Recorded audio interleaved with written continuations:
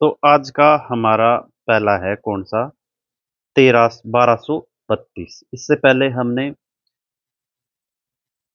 इससे अगले पार्ट में जो कहाँ तक डिस्कस कर लिए थे, 1330 तक। तो आज हम 1232 से लेकर 1330 तक डिस्कस करेंगे।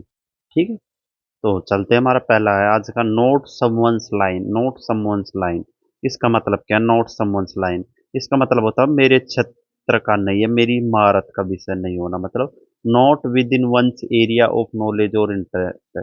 नोट समवन लाइन का मतलब ये है।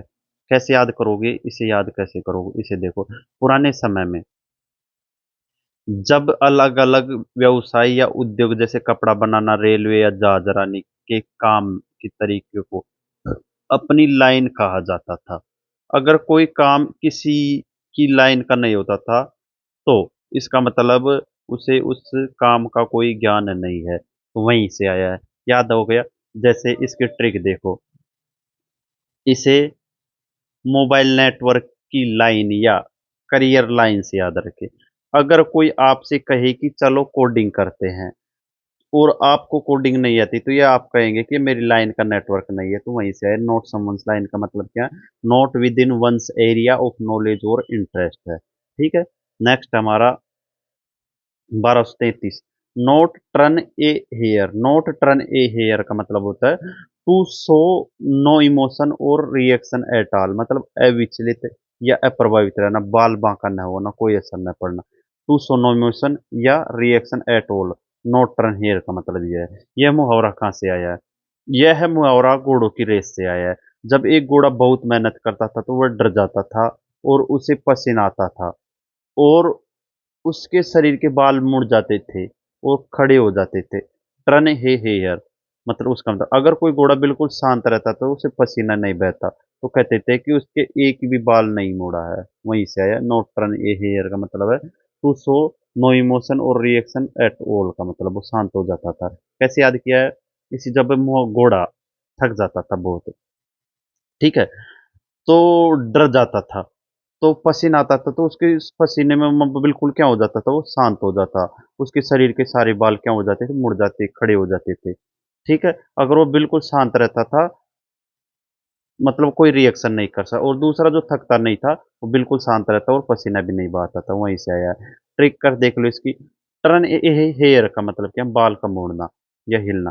अगर कोई भयानक भूत देखकर भी अपना एक बाल भी नहीं हिलने देता, तो इसका मतलब वह बिल्कुल निडर और शांत है, इससे कोई फर्क नहीं पड़ा। तो वहीं से आया। नोट टर्न ए हेयर का मतलब क्या है? जिसका बाल का मुड़ना या हिलना। अगर कोई भयानक भूत देखकर भी आपका एक बाल भी नहीं हिलने देता, ठीक है, तो इसका मतलब है कि वह बिल्कुल निडर और शांत है। इजी है ना?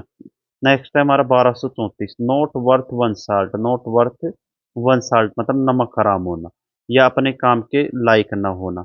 Not good at one's job, not deserving the money one's earns. Not worth one salt का मतलब ये है। इसकी अब वो देखो क्या, उत्पत्ति देखो। प्राचीन काल में, जो रोमन काल में, प्राचीन रोमन काल में सैनिकों को वेतन के रूप में क्या, सिक्के नहीं बल्कि क्या दिया जाता था? नमक दिया जाता था। कब?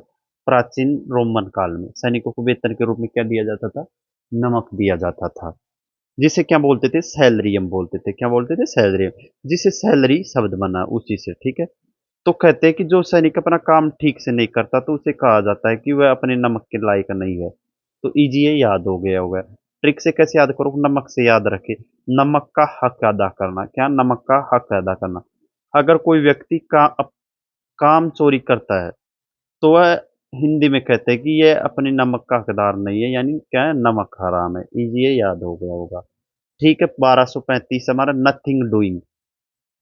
नथिंग डूइंग का मतलब क्या होता है? सवाल ही पैदा नहीं होता। नथिंग डूइंग का मतलब क्या है? सवाल ही पैदा नहीं होता, मतलब बिल्कुल नामुमकिन। Use to say that you will not do something, oh that something is not possible. Nothing doing का मतलब क्या है? Used to say that you will not doing something, और that something is not possible. Nothing doing का मतलब है सवाल ही पैदा नहीं होता, बिल्कुल नामुमकिन है। कैसे याद करोगे? 20वीं सदी की शुरुआत में अमेरिका बोलचाल से यह मुहावरा लोकप्रिय हुआ। क्या बोलचाल से ये मुहावरा लोकप्रिय हुआ है। जब कोई व्यापारिक सौदा या बातचीत पूरी तरह से खारिज कर दी जाती थी और आगे कोई काम नहीं होने वाला होता था, तब इस वाक्यांश का इस्तेमाल किया जाता था। ठीक है, किसका? जो नॉट, ये है ना नथिंग डूइंग, उसका। 20वीं सदी की शुरुआत में अमेरिकी बोलचाल में यह मुहावरा लोकप्रिय हुआ कि जब कोई व्यापारिक सौदा या बातचीत पूरी तरह से खारिज कर दी जाती थी। क्या? कोई व्यापारिक सौदा और बातचीत और अगर कोई काम नहीं होने वाला था, तो तब कहते थे कि इसका इस्तेमाल। तो नथिंग का मतलब क्या होता है? नथिंग का मतलब ये होता है कुछ नहीं। डूइंग का मतलब क्या होता है? करना। जब आप किसी काम के लिए बिल्कुल मना कर देते हैं कि यहाँ कुछ भी काम नहीं होने वाला, तो नथिंग डूइंग है। ठीक है, इजी है। नथिंग डूइंग का मतलब क्या है? नथिंग डूइंग का मतलब है use to say that you will not do something, that something is not possible, इसका मतलब ये है। 1236 है हमारा, नेक्स्ट है। इसमें nothing to sneeze at, nothing to sneeze at, इसका मतलब क्या है? मामूली बात न होना। नथिंग टू स्नीज एट का मतलब है मामूली बात न होना, मतलब something that is important and sound not be ignored. Something that is important है और उसे इग्नोर भी नहीं किया जा सकता, इसका मतलब ये है। इसका नथिंग टू स्नीज एट का मतलब। अब इसका ओरिजिन देखो। 1800 के दशक में जब लोग सनफ, एक प्रकार का एक नशीला सूंघने वाला पाउडर सूंघते थे। क्या सूंघते थे? सनफ सूंघते थे, जिससे सीख छीनी जाती थी। क्या आती थी? छींक आती थी। अगर कोई बात तुच्छ या बेकार होती थी, तो लोग उसे सूंघ कर छींकने जैसी मामूली हरकत समझकर टाल देते थे। ठीक है, लेकिन जब बात गंभीर होती थी, तो उसे वे छींकने लायक तुच्छ नहीं मानते थे। ठीक है, तो वहीं से आया है। क्या? नॉट टू स्नीज एट का मतलब होता है something that is important and should not be ignore. Nothing to sneeze at का मतलब ये है। याद कैसे करोगे? याद करो इसे। स्नीज का मतलब ही क्या है? छींकना या नाक सिकोड़ना होता है। अगर कोई चीज इतनी अच्छी है कि आप उसे देखकर नाक नहीं सिकोड़ते, मतलब नथिंग टू स्नीज। ठीक है, तो इसका मतलब है कि वो बहुत बढ़िया और महत्वपूर्ण है। याद हो गया? स्नीज का मतलब क्या होता है? चीखना या नाक सिकोड़ना होता है। अगर कोई चीज इतनी अच्छी है कि आप उसे देखकर नाक नहीं सिकोड़ सकते, नथिंग टू स्नीज है, तो इसका मतलब है कि वह चीज कितनी है? बहुत बढ़िया और महत्वपूर्ण है। एग्जाम्पल तो बाद में देखेंगे हम इसमें। 1237 है हमारा, नाउ एंड अगेन। मतलब नाउ एंड अगेन का मतलब है कभी कभार, समटाइम्स, बट नॉट ऑफन, इसका मतलब यह है। ओरिजिन देख लो। यह है पुरानी अंग्रेजी का एक बेहद ही साधारण वाक्यांश है। यहाँ नाउ का मतलब समय से है और अगेन का मतलब फिर से है। समय के अंतराल को दर्शाने के लिए इन दोनों शब्दों को जोड़कर ये मुहावरा बना। ट्रिक कैसे याद करोगे? नाउ का मतलब क्या है? अब। अगेन का मतलब क्या है? दोबारा। कोई काम जो अब हुआ है या फिर सीधा दोबारा कभी बाद में होगा। कोई काम अब हुआ है या फिर सीधा दोबारा कभी बाद में होगा, यानी हर वह रोज नहीं होता, तो बस वहीं से कभी कभार होता है। याद हो गया ना? नाउ एंड अगेन का मतलब क्या है? नेक्स्ट है हमारा null and void. Null and void, इसका मतलब क्या है? कानूनी रूप से बेकार या शून्य घोषित कर देना। नुल एंड वॉइड का मतलब है having no legal power not valid. Null and void का मतलब है कानूनी रूप से बेकार या शून्य घोषित करना। ये कहाँ से आया? ये कानूनी इतिहास से आया। पुरानी अंग्रेजी कानून में बात को पुख्ता करने के लिए दो समान अर्थ वाले शब्द फ्रेंच और लैटिन मूल के एक साथ लिखा जाता था, इसको बात को पुख्ता करने के लिए। जैसे नुल लैटिन है और जिसका अर्थ है मतलब कुछ नहीं, और वॉइड का फ्रेंच का है जिसका मतलब है खाली। तो कुल मिलाकर अमान्य घोषित करने का नियम बन गए हैं वहां से। नुल, नुल का मतलब है कंप्यूटर में नल का मतलब जीरो होता है, और वर्ड में खाली जगह। जो चीज जीरो और पूरी तरह से खाली हो, उसके कोई कानूनी कीमत नहीं होती, वही बेकार होती है। याद हो गई ना? मतलब कंप्यूटर में नल का मतलब क्या होता है? जीरो होता है। नल का मतलब जीरो होता है, नल। और वर्ड का मतलब क्या होता है? खाली। जो चीज जीरो और पूरी तरह खाली है, तो उसको कोई कानूनी कीमत नहीं होती, वह बेकार होती है। नेक्स्ट हमारा 1239, nurse back to health, nurse back to health का मतलब क्या है? To care for someone until they recover, बीमार की सेवा करके उसे ठीक करना, nurse back to health, nurse back to health का मतलब है। ओरिजिन देख लो, नर्स शब्द लैटिन के इससे आया है, किससे? न्यूट्राई से आया है, जिसका मतलब होता है पोषण देना या न्यूट्रिय से आया, जिस पोषण देना या पालना। ठीक है, तो युद्ध के मैदान में जब सैनिक घायल हो जाते थे तो नर्स उनकी तब तक दिन रात सेवा करती थी जब तक वे वापस अपने पैरों पर खड़े न हो जाए। तो वहीं से ये क्या बना है? मुहावरा बना है। नर्स, वहीं से नर्स क्या, और nurse back to the health का मतलब क्या है? To care for someone until they recover. याद कैसे करोगे? ये ट्रिक देख लो इसकी। नर्स, नर्स का मतलब क्या होता है? सिस्टर, अस्पताल की नर्स का काम ही होता है मरीज की देखभाल करना। तो किसी को नर्स करके मतलब बैक टू हेल्थ, नर्स करके बैक टू हेल्थ मतलब स्वास्थ्य की ओर वापस लाना का मतलब ये सेवा करके बीमार से क्या कर देना? चंगा कर देना। नेक्स्ट है ओल्ड मैन। ओल्ड मैन का मतलब क्या होता है? असंगत व्यक्ति। ओल्ड मैन आउट का मतलब होता है असंगत व्यक्ति या वस्तु जो अलग अजीब दिखे। ए पर्सन या thing that is different from others group, easy A old man out का मतलब ये है। इजी है, सबको याद होगा इसे। नेक्स्ट हमारा 1241, odds and ends. Odds and ends, odds and ends का मतलब है इधर उधर की छोटी मोटी चीजें, फुट कर सामान, इधर उधर की जो छोटी मोटी चीजें है ना, उसे क्या बोलते हैं? उसे ही बोलते हैं हम क्या?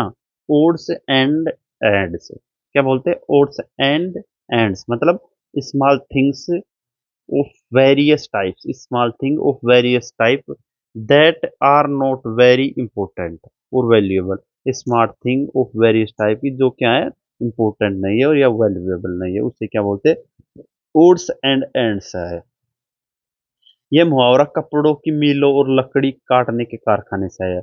कपड़ा बुनने वाले लकड़ी काटने वाले के बाद, कपड़ा बुनने या लकड़ी काटने के बाद जब अजीब से टुकड़े ओड्स और आखिरी में बचे हुए छोर एंड्स बच जाते थे, उन्हें कबाड़ या छोटी मोटी पालतू चीजों माना जाता था। याद हो गया? ओड्स का मतलब क्या है? जो कपड़े बुनने या लकड़ी काटने के बाद जो अजीब टुकड़े मतलब छोटे मोटे जो आखिर में बचे हुए उसे बोलते हैं ओड्स, और एंड्स जो लास्ट में बच जाते थे उन्हें कबाड़ में फेंक दिया जाता। याद कर लो ट्रिक से। ओड्स, ओड्स मतलब अजीब बची हुई चीजें, ओड्स का मतलब क्या हो? अजीब बची हुई चीजें। और एंड्स का मतलब है टुकड़े के आखिरी किनारे घर के कबाड़ वाले डिब्बे में जो भी टूटा फूटा आखिरी बचा सामान होता है वही ओड्स एंड क्या है? एंड्स है। क्या है? ओड्स एंड एंड्स है। 1242 नेक्स्ट है हमारा of no avail. Of no avail का मतलब व्यर्थ जाना, किसी काम का न होना। Of no avail, without success, in ineffective. Of no avail का मतलब है विदाउट सक्सेस, इनइफेक्टिव है। यहाँ पर अवेल एक पुराना अंग्रेजी का फ्रेंच शब्द है जो वेला से आया है, जिसका अर्थ होता है फायदा या मूल्य होना। क्या होता है? अवेल का मतलब क्या होता है? फायदा या मूल्य होना। जब किसी काम के आगे नो लग जाता है, ठीक है, तो इसका मतलब है कि उस प्रयास या मूल्य का कोई फायदा नहीं निकला। तो यहीं से याद हो गया होगा। इसमें जो नो अवेल मतलब अवेल, अवेल का मतलब क्या होता है? अवेलेबल, उपलब्ध है। ठीक है, अगर आपकी मेहनत को कोई अवेलेबल उपलब्ध न हो, मेहनत का फल कोई अवेलेबल न हो, नो अवेलेबल, ठीक है, तो आपकी सारी कोशिश क्या होगी? नो अवेल यानी पूरी तरह बेकार हो जाएगी। अवेल का मतलब भी क्या होता है? अवेल का मतलब भी फायदा या मूल्य होता है। क्या होता है? फायदा या मूल्य होता है। नेक्स्ट है of the first water. Of the first water का मतलब अव्वल दर्जे का, सबसे उत्तम श्रेणी का। ऑफ द फर्स्ट वाटर का है of the highest quality of degree, उसे बोलते हैं ऑफ द फर्स्ट वाटर। ये कहाँ से आए? पुराने मुहावरों में जो हीरो, डायमंड्स और मोतियों के व्यापार से आया। पुराने समय में जो जोहरी हीरो की चमक, पारदर्शिता और शुद्धता को पानी की तरह साफ मानकर मापते थे। किसकी तरह? पानी की तरह साफ मानकर मापते थे। जो हीरा सबसे शुद्ध और चमकदार होता था तो वो फर्स्ट वाटर, प्रथम जल श्रेणी का हीरा कहा जाता था। वहीं से आए। तो कैसे याद करोगे?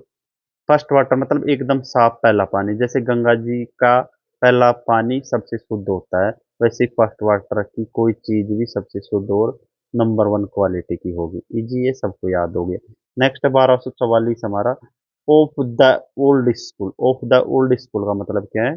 पुराने जमाने की सोच वाला या रूढ़िवादी या संस्कारी है। हैविंग ट्रेडिशनल बिलीफ्स और वैल्यूज, उसे क्या बोलेंगे, ऑफ द ओल्ड स्कूल बोलेंगे, क्या बोलेंगे, ऑफ द ओल्ड स्कूल। यहाँ पर स्कूल का मतलब क्या है, स्कूल का मतलब स्कूल की इमारत नहीं बल्कि स्कूल ऑफ थॉट, मतलब सोच, ये विचारधा। 19वीं सदी में जब नई तकनीक और आधुनिक विचार आने लगे, जब पुराने विचारों और पुराने जीवन शैली को पसंद करने वाले लोगों को क्या बोलते थे, ओल्ड स्कूल कहा जाने लगा था। याद कैसे करोगे, इसमें ओल्ड स्कूल का मतलब होता है हमारे दादा दादी जी के जमाने का स्कूल। जो इंसान आज भी बड़ों के पैर छूना, चिट्ठी लिखना पसंद करता है, वह पुराने स्कूल की संस्कारी सोच है। ठीक है। अब इसका हम एक बार क्विक रिवीजन कर लेते हैं सभी का, 1232 से लेकर 1244 तक। तो पहला कौन सा था, हमारा पहला था 1232, नोट समवंस लाइन। उसको कैसे याद किया था हमने, मतलब वो हमारी लाइन का नहीं है, उनकी अलग अलग लाइन थी, किसी कारखाने की, किसी की कौन सी, तो वो बोलते थे कि हमारे क्षेत्र का नहीं है। नोट टर्न हेयर कैसे याद किया था, डर के मारे एक भी बाल नहीं हिलना है, विचलित रहना घोड़े के। नोट टर्न हेयर का मतलब क्या है, बिल्कुल शांत रहना, कोई असर न पड़े, not turn hair. Next 1200, not worth one salt, मतलब जो रोमन सैनिकों में नमक का मतलब सैलरी से मिलता था, तो काम न करने पर वह नमक के लायक नहीं था, वहीं से आया था नमक का राम, या काम के लायक न होना। नथिंग डूइंग, नथिंग डूइंग का मतलब क्या होता है, यहाँ कुछ भी काम डूइंग नहीं होने वाला, साफ मनाई, मतलब नथिंग डूइंग, नथिंग का मतलब क्या होता है, कुछ नहीं, और डूइंग मतलब साफ, यहाँ कुछ काम नहीं होगा, सवाल ही पैदा नहीं होता, नामुमकिन है, इजी है। नथिंग टू सीज एट, नथिंग टू जिसको छींकने पर, मतलब जिसको देखकर हमें क्या नहीं, छींक नहीं आए, छींक नहीं आएगी तो हम क्या करेंगे, वो हमारे लिए महत्वपूर्ण है, इतनी अच्छी है कि चीज की आप उसे देखकर नाक नहीं सिकोड़ सकते, महत्वपूर्ण है। नाउ एंड अगेन, मतलब नाउ एंड अगेन मतलब अब हुआ है और फिर कभी बाद में होगा, वैसे याद किया था, अब हुआ है या फिर कभी बाद में होगा, मतलब कभी कभार। Null and void, null and void का मतलब कंप्यूटर में नुल का मतलब जीरो और वॉइड का मतलब खाली जगह, यानी पूरी बेकार है, पूरी तरह बेकार है। नुल एंड वॉइड कैसे याद किया था, नुल का मतलब क्या है, जीरो, और वॉइड का मतलब होता है खाली जगह। तो पूरी जो ऐसी जो मतलब कानूनी रूप से अमान्य है, वो मतलब खाली जगह है। ठीक है। नर्स बैक टू हेल्थ का मतलब है एक नर्स की तरह दिन रात देखभाल करके सेहत वापस लाना, nurse back to the health का मतलब। ओड मैन आउट मतलब ये तो सबको ये पता था, मैथ्स का ओड नंबर जो बाकी जोड़ से अलग अकेला ही रह जाए, वो मतलब ओड नंबर से याद, समूह किस अलग दिखने वाला, odd man out. Odds and ends, odds and ends कैसे, जो छोटी मोटी फालतू चीजें, कैसे याद किया था मैंने, जो कपड़े या लकड़ी के बचे हुए जो आखिरी किनारे या टुकड़ी कबाड़, उन्हें कैसे बोलते थे, ओड या ओड एंड एंड्स बोलते थे। ऑफ नो अवेल, अवेल का मतलब ही क्या होता था इसमें, जो अवेल का मतलब होता था मतलब फायदा। ठीक है। तो जिसके आगे नो लग गया तो मतलब कोई फायदा ना होना, ऐसे याद किया था, मेहनत का कोई भी फल अवेलेबल ना होना। ऑफ द फर्स्ट वाटर तो सबसे अव्वल दर्जे की थी, ये हीरे की चमक से याद किया था। Of the old school, of the old school मतलब पुराने जमाने की सोच वाला था, ये सबको याद हो गया होगा। चलते हम नेक्स्ट की तरफ। तो हमारा नेक्स्ट है 1246। 1246 कौन सा है, off one's food, off one's food का मतलब है भूख न होना, क्या है, ऑफ वंस फूड का मतलब है भूख न होना, मतलब having no desire to eat not hungry, उसका मतलब क्या है, ऑफ वंस फूड, इसका मतलब ये है। अब ये कहाँ से आए, इसका ओरिजिन देखो, यह मुहावरा पुराने जमाने के जो खेती बाड़ी और अस्तबलों से आया है।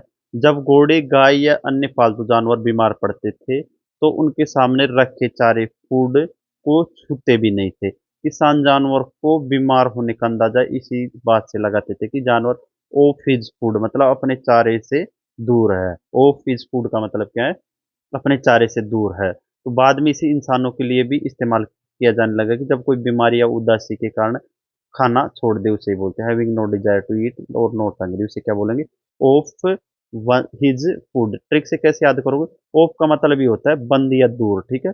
जब कोई फूड ऑफ हो मतलब दूर हो जाए, तो मतलब of food, of his food मतलब उसका जो फूड है वो दूर है, मतलब उसे दूर कर दिया। जब कोई अपने फूड खाने से ऑफ दूर हो जाए तो समझो कि उसकी भूख क्या है, गायब है या तबीयत खराब है, इजी ये याद हो गया होगा।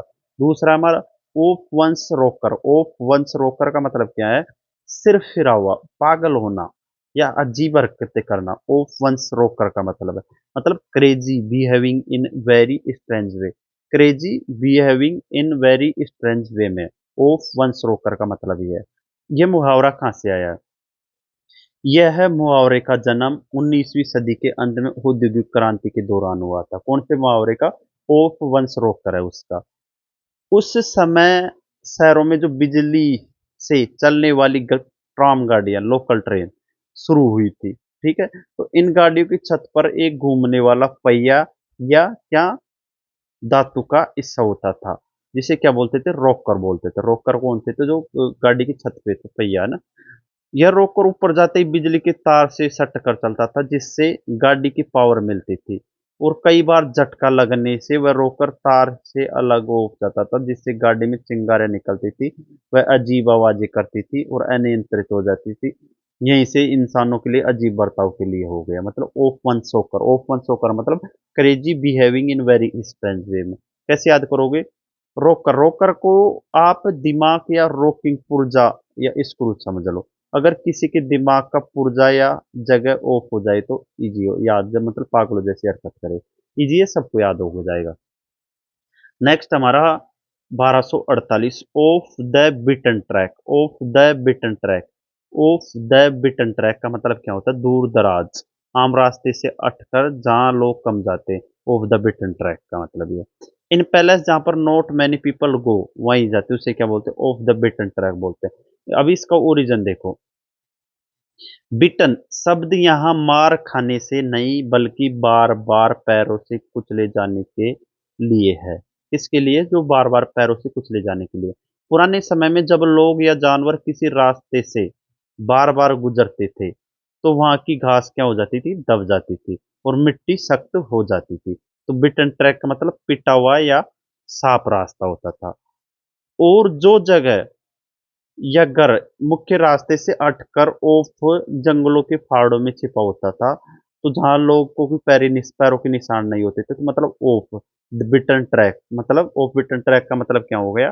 ऑफ बिटन ट्रैक का ये पहला है जहां पर नॉट मैनी पीपल गो जाते हैं, वहीं से याद हो गया होगा सबको। बिटन ट्रैक, बिटन ट्रैक का मतलब क्या होता है? यानी वह रास्ता जो लोगों के चलने से घिस चुका है। और भीड़ भाड़ वाली सड़क ऑफ, ऑफ का मतलब क्या है? उससे बाहर, यानी ऐसी जगह जो मुख्य रास्ते और भीड़ वाली जगह से बाहर है। इजी, ये याद हो गया। Off the cuff, off the cuff का मतलब होता है बिना तैयारी के। क्या होता है? तुरंत बोला, किया हुआ। ऑफ द कफ, तुरंत बोला या किया हुआ। ऑफ द कफ का मतलब है सैड और done without any preparation. Off the cuff का मतलब ये है। ये ओरिजिन देखो इसका। यह है मुहावरा जो 19वीं और 20वीं सदी की शुरुआत दौर के अमेरिकी राजनेताओं और अभिनेताओं से जुड़ा है। कौन सा? ऑफ द कफ, ये ठीक है। तो शर्ट की आस्तीन के आखिरी हिस्से कलाई के पास कफ को कहा जाता है। कफ किसे कहा जाता है? कफ कहा जाता है जो शर्ट के आस्तीन के आखिरी हिस्से की कलाई के पास का, जो शर्ट के आस्तीन के, ठीक है, उसे कफ कहा जाता था। उस जमाने में कफ थोड़े थोड़े कड़े और सफेद रंग के होते थे, ठीक है। जब किसी नेता सो शर्ट की कफ कलाई की पट्टी पर हम अचानक या झटपट कुछ लिख देते हैं, तो पूरी जो भी भाषण या काम ऑफ द कफ होगा वह बिना पूरी तैयारी के अचानक किया गया होगा। थोड़ा एक बार वापस देख लेना इसे, या फिर हमने देख लेते हैं, ठीक है। यह मुहावरा 19वीं सदी के जो अमेरिका के राजनेता और अभिनेताओं से जुड़ा है। उस समय पुरुषों की कमीज आस्तीन के आगे का हिस्सा, जिसे क्या बोलते थे? कफ कहते थे, काफी कड़ा और सफेद होता था। जब किसी वक्ता या नेता अचानक मंच पर बुलाया लिया जाता था और उनके पास भाषण की तैयारी का कोई समय नहीं होता था, तो वे तुरंत अपनी कमीज के उस कफ पर पेंसिल से मुख्य बिंदु लिख लेते थे, ठीक है। फिर मंच पर जाकर वे उसी समय बिना किसी लंबी तैयारी के सीधे बोलते देते। वहीं से आया। नेक्स्ट हमारा of the record. Of the record का मतलब क्या है? अनौपचारिक रूप से जो बात जनता के सामने न लानी हो या उसे गुप्त रखनी हो, उसे क्या बोलते हैं? Off the record. मतलब not intended to be made public and published, उसे क्या बोलेंगे? ऑफ द रिकॉर्ड बोलेंगे, ऑफ द रिकॉर्ड बोलेंगे। यह है मुहावरा कहाँ से आया है? यह है मुहावरा कानूनी अदालत और पत्रकारिता की दुनिया से आया है। अदालत में जो एक टाइपिस्ट होता है, और जो जज, वकील और गवाहों की हर एक बात को आधिकारिक दस्तावेज या रिकॉर्ड में टाइप करता है। कौन? एक टाइपिस्ट होता है वो। कभी कभी जज या वकील आपस में कुछ ऐसी चीज चर्चा करना चाहते थे जो केस का हिस्सा न बने। तब जज कहते थे कि ये बात ऑफ द रिकॉर्ड है, यानी इसे टाइप मत करना। ठीक है, ऑफ द रिकॉर्ड मतलब टाइप मत करना। इसी तरह जब बड़े नेता और पत्रकार कोई गुप्त खबर देते थे तो वो पहले ही शर्त रखते थे कि इसे अखबार में उनके नाम से नहीं छापा जाएगा। ट्रिक रिकॉर्ड का मतलब ही क्या होता है? सरकारी फाइल है। डायरी का मतलब सबूत है, डायरी है जो मुख्य रिकॉर्ड से ऑफ मतलब बाहर रखी जाए। वह बात हमेशा क्या रहेगी? गुप्त रहेगी। इजी है। Of the wall, of the wall का मतलब क्या है? अजीबोगरीब, असामान्य लेकिन मजेदार। ऑफ द वॉल का मतलब यह है स्ट्रेंज और अनयूजुअल इन एन अम्यूजिंग वे में। ऑफ द वॉल का मतलब ये है। इस मुहावरे का जन्म स्वेकस हेड बॉल या रैकेट बॉल जैसे खेलों से हुआ है। इन खेलों में खिलाड़ी एक बंद कमरे में सामने दीवार पर जोर से गेंद मारता है। आमतौर पर गेंद सीधी वापस आती है। क्या होती है? जब गेंद दीवार पर मारता है वो तो वापस आती है, लेकिन अगर गेंद दीवार के किसी कोने या उबड़ खाबड़ हिस्से में टकरा कर बिल्कुल अजीब और अप्रत्याशित दिशा में उछल जाए तो खिलाड़ी उसे पकड़ नहीं पाते थे और हैरान रह जाते थे। खेल के इसी अजीब उछाल से यह मुहावरा किसी अनोखे या अजीब विचार के लिए इस्तेमाल होने लगा। कैसे याद करोगे? अगर आपका कोई दोस्त अचानक घर की दीवार पर उल्टा चढ़ जाए और वो नीचे से ओप कूदने लगे तो आप क्या कहेंगे? आप कहेंगे कि ये पूरी तरह अजीब और मजेदार हरकत है। ओ द वाल का मतलब ये है। ठीक है। नेक्स्ट हमारा ऑफ कलर। ऑफ कलर का मतलब क्या? फीलिंग स्लाइटली इल मतलब तबीयत ठीक न होना। ऑफ कलर ये मुहावरा भी वही तो पुरानी पीछे की कहानियों से है। ठीक है। पहली कहानी घोड़ों के जो शौकीनों की है। जब कोई घोड़ा बीमार होता था तो उसकी त्वचा और बालों की चमक फीकी पड़ जाती थी। दूसरी कहानी रत्नों और हीरो की पारखियों से। यदि किसी की कीमत रत्न का रंग थोड़ा सा भी हल्का और बदलाव फीका होता था तो वह कलर दोषपूर्ण माना जाता था। बाद में इंसानों के चेहरे से रंग उड़ने बीमारी के कारण पर भी ये लोग इस मुहावरे का प्रयोग करने लगे। इजी याद हो गया होगा सबको। नेक्स्ट हमारे याद कर ओली टंग। ओली टंग का मतलब क्या होता है? चिकनी चुपड़ी बातें करना। ओली टंग का मतलब होता है चिकनी चुपड़ी में बातें करना। क्या? समवन जो स्पीक्स बोलता है मतलब इन एन इनसिंसियर फ्लैटिंग वे में। कैसे बोलता है? इनसिंसियस और इनसिंसियर फ्लैटरिंग वे में। ठीक है। वहीं से चापलूसी करना। यह प्राचीन यह मुहावरा प्राचीन काल की मान्यता प्राप्त साहित्य से है। तो तेल ऑयल किसी भी खुरदरी जगह या चिकना और मखमली बना देता है। क्या करता है? ऑयल है वो जो हर चीज को क्या बना देता है? चिकना और मखमली बना, जिससे चीजें बिना किसी रुकावट के आसानी से फिसलती थी। प्राचीन विचारकों का मानना था कि जो भी लोग दूसरे से अपना काम निकलवाने के लिए झूठी तारीफें करते हैं वे अपनी जीभ पर शब्दों का तेल लगाकर बोलते हैं। उनकी बातें कानों को बहुत मजेदार और चिकनी लगती है, लेकिन उनके दिल में क्या होती है? खोट होती है। इन्हीं को हिंदी में चिकनी चुपड़ी बातें कहा जाता है। तो इसमें टंग टंग का मतलब जीभ है, ऑयल का मतलब तेल लगा लगा हो। तो जिस उसकी बातें बहुत चिकनी चुपड़ी और चापलूसी से भरी होगी तो बहुत आसानी से फिसलेगी। इजी है, सबको याद होगा। ओल्ड हैंड, ओल्ड हैंड मतलब पुराना खिलाड़ी है, अनुभव व्यक्ति, a person who is very experienced at something. Easy है, सबको याद हो गया होगा। ठीक है। इसको इतना old hand. Old hat, old hat का मतलब क्या है? पुराना या दकिया नुसु अप्रचलित जो अब फैशन में ना उसे बोलेंगे old fashion. No longer interesting और एक्साइटिंग उसे बोलेंगे ओल्ड हैट बोलेंगे। यह मुहावरा 19वीं सदी के इंग्लैंड के पहनावे से आया है। इस समय पुरुष के बाहर जाते समय सिर पर हैट या टोपी पहनना बहुत जरूरी माना जाता था। अमीर लोग रोज नए फैशन की टोपियां खरीदते थे। जब लेकिन जब कोई व्यक्ति एक ही टोपी को सालों साल पहनता रहता था तो वह टोपी पुरानी, ढीली, बेढंगी और फीकी पड़ जाती थी। ऐसी पुरानी टोपी को देखकर लोग उब जाते थे और कहते थे कि यह तो बहुत पुरानी और उबाऊ हो चुकी है। वहीं से मुहावरा किसी भी पुरानी तकनीक या आउट ऑफ फैशन चीज के लिए बोला जाने लगा। ठीक है। याद कैसे रखोगे? यह एक बहुत पुरानी टोपी ओल्ड हैट को अब कोई भी पहन कर पार्टी में नहीं जाना चाहता क्योंकि ये पुरानी फैशन की उबाऊ हो चुकी है। जी, सबको याद हो गया हो। अब इसकी सबको क्या देख लेते हैं? Quick revision. ऑफ बेस पहला है। ऑफ बेस को कैसे याद किया जाए? पूरी तरह गलत है। ये हमने से डिस्कस नहीं किया। जो अपने बेस आधार से ऑफ दूर हो वह पूरी तरह से क्या है?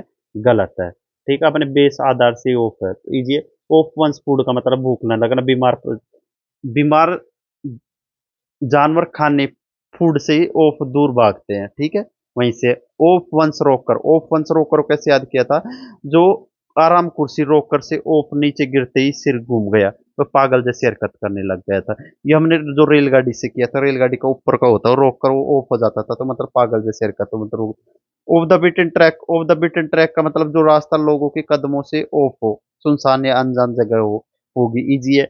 ऑफ द कफ को कैसे याद किया? जो शर्ट की कफ पर झटपट नोट लिखकर बिना तैयारी के सीधे भाषण दे दिया था। ठीक है, खास शर्ट की जो कफ है ना उस पे। नेक्स्ट हमारा ऑफ द रिकॉर्ड मतलब गुप्त है, अनौपचारिक बात है। कैसे याद किया था? हम जो बात सरकारी फाइल या रिकॉर्ड में ऑफ बार रखी जाए वही गुप्त होती है। इसको याद किया था हमने किससे? जो वकील, जो उसकी बात होती थी उससे। ऑफ द वॉल का मतलब क्या होता है? ये अजीब व गरीब लेकिन मजेदार। दीवार पर वॉल से टकरा कर गेंद का ऑफ अजीब और उछालना, यानी अजीब व गरीब विचार था। ऑफ कलर को कैसे याद किया था? चेहरे का रंग कलर उड़ जाना। हमारा 1256 on the double. On the double का मतलब वेरी क्विकली, इमीडिएटली, पलक झपकते ही। ये कैसे याद करोगे? यह मुहावरा सेना की मिलिट्री से आया है। पुराने समय में जब सैनिकों को सामान्य चाल से दुगनी गति से मार्च करने का आदेश दिया जाता था तो कमांडर चिल्लाते थे डबल टाइम या ऑन द डबल। मतलब इसका मतलब होता था कि 1 मिनट में 90 कदम की जगह 180 कदम दौड़ कर चलो। वहीं से इसका मतलब होता है बहुत तेज। ऑन द डबल का मतलब होता है वेरी क्विकली। डबल का मतलब ये होता है दोगुना। जब आप अपनी स्पीड को दोगुना कर लेंगे तो काम बहुत तेजी से हो जाएगा। ठीक है, next on the card. On the cards, on the cards का मतलब होता है संभावित होने का आसार होना, लाइकली टू ओपन। ठीक है, ऑन द कार्ड्स का मतलब ये। इसकी शुरुआत 18वीं और 19वीं सदी में जो भविष्य बताने वाले टैरो कार्ड और ताश के पत्तों से हुई थी। पुराने समय में जब ज्योतिषी ताश के पत्ते फैलाकर लोगों को भाग्य बताते थे, अगर किसी के पत्ते में कोई घटना आ जाती थी तो लोग मानते थे कि यह घटना भविष्य में जरूर होगी, तो वहीं से आए ऑन द कार्ड्स। ठीक है, कैसे याद करोगे? कार्ड्स का मतलब क्या होता है? ताश के जो पत्ते होते हैं, ज्योतिषी अपने पत्ते को देखकर कहते थे कि आपकी नौकरी लगने वाली है, तो नौकरी मिलने के आसार बढ़ जाते थे। वहीं से जो ऑन द कार्ड्स वैसे फैला देते थे, और किसी के जो कार्ड्स में कोई घटना वो बता देता था तो उनकी संभावित होती थी। वहीं से ऑन ए कोलिजन कोर्स है, मतलब ऑन एक कोलिजन कोर्स का मतलब है टकराव की ओर बढ़ना। क्या है? टकराव की ओर बढ़ना, मतलब moving toward a situation in which disagreement और flight is likely.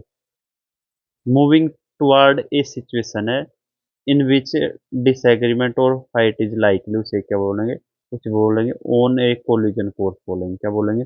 On A collision course बोलेंगे। यह शब्द समुद्री जहाज और हवाई जहाज से विज्ञान से आया है। जब दो जहाज समुद्र में एक सीधे रास्ते पर आमने सामने आ रहे होते हैं तो उनकी दिशा को क्या बोलते हैं? कोलिजन कोर्स बोलते हैं। टक्कर का सामना मतलब कहा जाता था। अगर वे अपना रास्ता नहीं बदलते तो उनकी टकराना तय होता था। अब इसका इस्तेमाल इंसानी झगड़ों से होता है। कैसे याद करो? कोलिजन का अर्थ ही होता है क्या? एक्सीडेंट या टक्कर। अगर दो लोग एक ही जिद्दी रास्ते पर चल रहे हैं तो टकराव की स्थिति बढ़ रही है, तो ऑन ए कोलिजन कोर्स का मतलब moving toward a situation in which disagreement और फाइट इज लाइकली है। नेक्स्ट हमारा on a roll. On a roll का मतलब क्या होता है? लगातार सफलता के लिए लय होना, लगातार सफलता की लय में होना। ऑन ए रोल का मतलब है experiencing a period of success और good luck. On a roll का मतलब ये। यह मुहावरा कसिनो की पासा फेंकने और जुआ खेलने से आया, डाइस गेम से आया।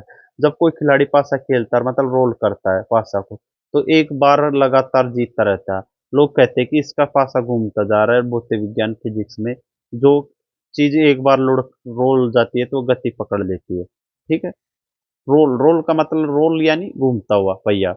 अगर आपकी किस्मत का पहिया घूम रहा है तो आप क्या हो रहे हो? लगातार सफल हो रहे हो। तो इजी है, याद हो गया होगा। नेक्स्ट हमारा ओन ए शू स्ट्रिंग। ओन ए शू मतलब बहुत ही कम पैसे, with very little time money own a very small budget, उसे क्या बोलेंगे? ओन ए शू स्ट्रिंग बोलेंगे। अब ये कहाँ से आया? ये 19वीं सदी में जो अमेरिका में गरीब लोग गलियों में जूते के फीते बेचा करते थे। इस काम को शुरू करने में बहुत कम पैसे लगता था। एक और कहानी यह है कि जेल के कैदी अपनी खिड़की से जूते के फीते नीचे लटकाकर राहगीरों से छोटे सिक्के मांगते थे, इसलिए छोटे बजट को ही क्या बोलते थे? शू स्ट्रिंग बोलते हैं। कैसे याद करोगे? शू स्ट्रिंग का मतलब ही क्या होता है? जूते का फीता, जो बहुत सस्ता और पतला होता है। जूते के फीते जितने कम दाम या छोटे बजट में काम चलाना होता है। On A wing, on A wing and a prayer, इसका मतलब क्या होता है? On A wing and a prayer का मतलब होता है with only a slight chance of success, hoping for luck, बस उम्मीद के सहारे। On A wing and a prayer का मतलब है with only a slight chance of success, hopping और गुड लक, मतलब बस उम्मीद के साथ है। ठीक है। यह हमारा दूसरे विश्व युद्ध के समय का है। साल में 1943 में एक अमेरिकी युद्ध विमान का एक पंख दुश्मनों के हमले में टूट गया था। किसका? जो एक पंख था, किसका? अमेरिकी युद्ध विमान। पायलट ने हिम्मत नहीं हारी और भगवान से प्रार्थना करते हुए विमान को किसी तरह सुरक्षित जमीन पर उतार लिया। वहीं से ये मुहावरा बन गया। क्या? On a wing and a prayer का मतलब with only a slight chance to success of in luck, यहीं से है। विमान का पंख टूटा हुआ तो पायलट केवल प्रार्थना कर रहा है कि यानी बचने की उम्मीद बहुत कम, सब कुछ भगवान के साथ है। कीजिए। ओन अकाउंट ऑफ का मतलब क्या होता है? ओन अकाउंट ऑफ का मतलब होता है बिकॉज ऑफ, ड्यू टू। क्या होता है? बिकॉज ऑफ और ड्यू टू मतलब की वजह से। ओन अकाउंट ऑफ का मतलब ये होता है। ठीक है, क्या होता है? की वजह से। पुराने समय का जमाने में जो मुनीम और बैंकिंग से आया, ठीक है। जब व्यापार में किसी खाते में पैसा फेरबदल होता था तो मुनीम डायरी में लिखता था कि पैसा किस वजह से काटा गया या जोड़ा गया। वहीं से ऑन अकाउंट ऑफ का मतलब क्या हो? कारण, मतलब के कारण पड़ गया। क्या? यह शब्द पुरानी जमाने के जो मुनीम और बैंकिंग से आया, जब व्यापार किसी खाते में पैसे का फेरबदल होता था तो मुनीम डायरी में लिखता था कि वह पैसा किस वजह से काटा और जोड़ा गया हुआ है। वहीं से आया ऑन अकाउंट ऑफ का मतलब ये। कैसे याद करोगे? बैंक में आपका अकाउंट होने के कारण आपके बैंक वाले लोन या पासबुक देते हैं। बैंक में अकाउंट होने के कारण।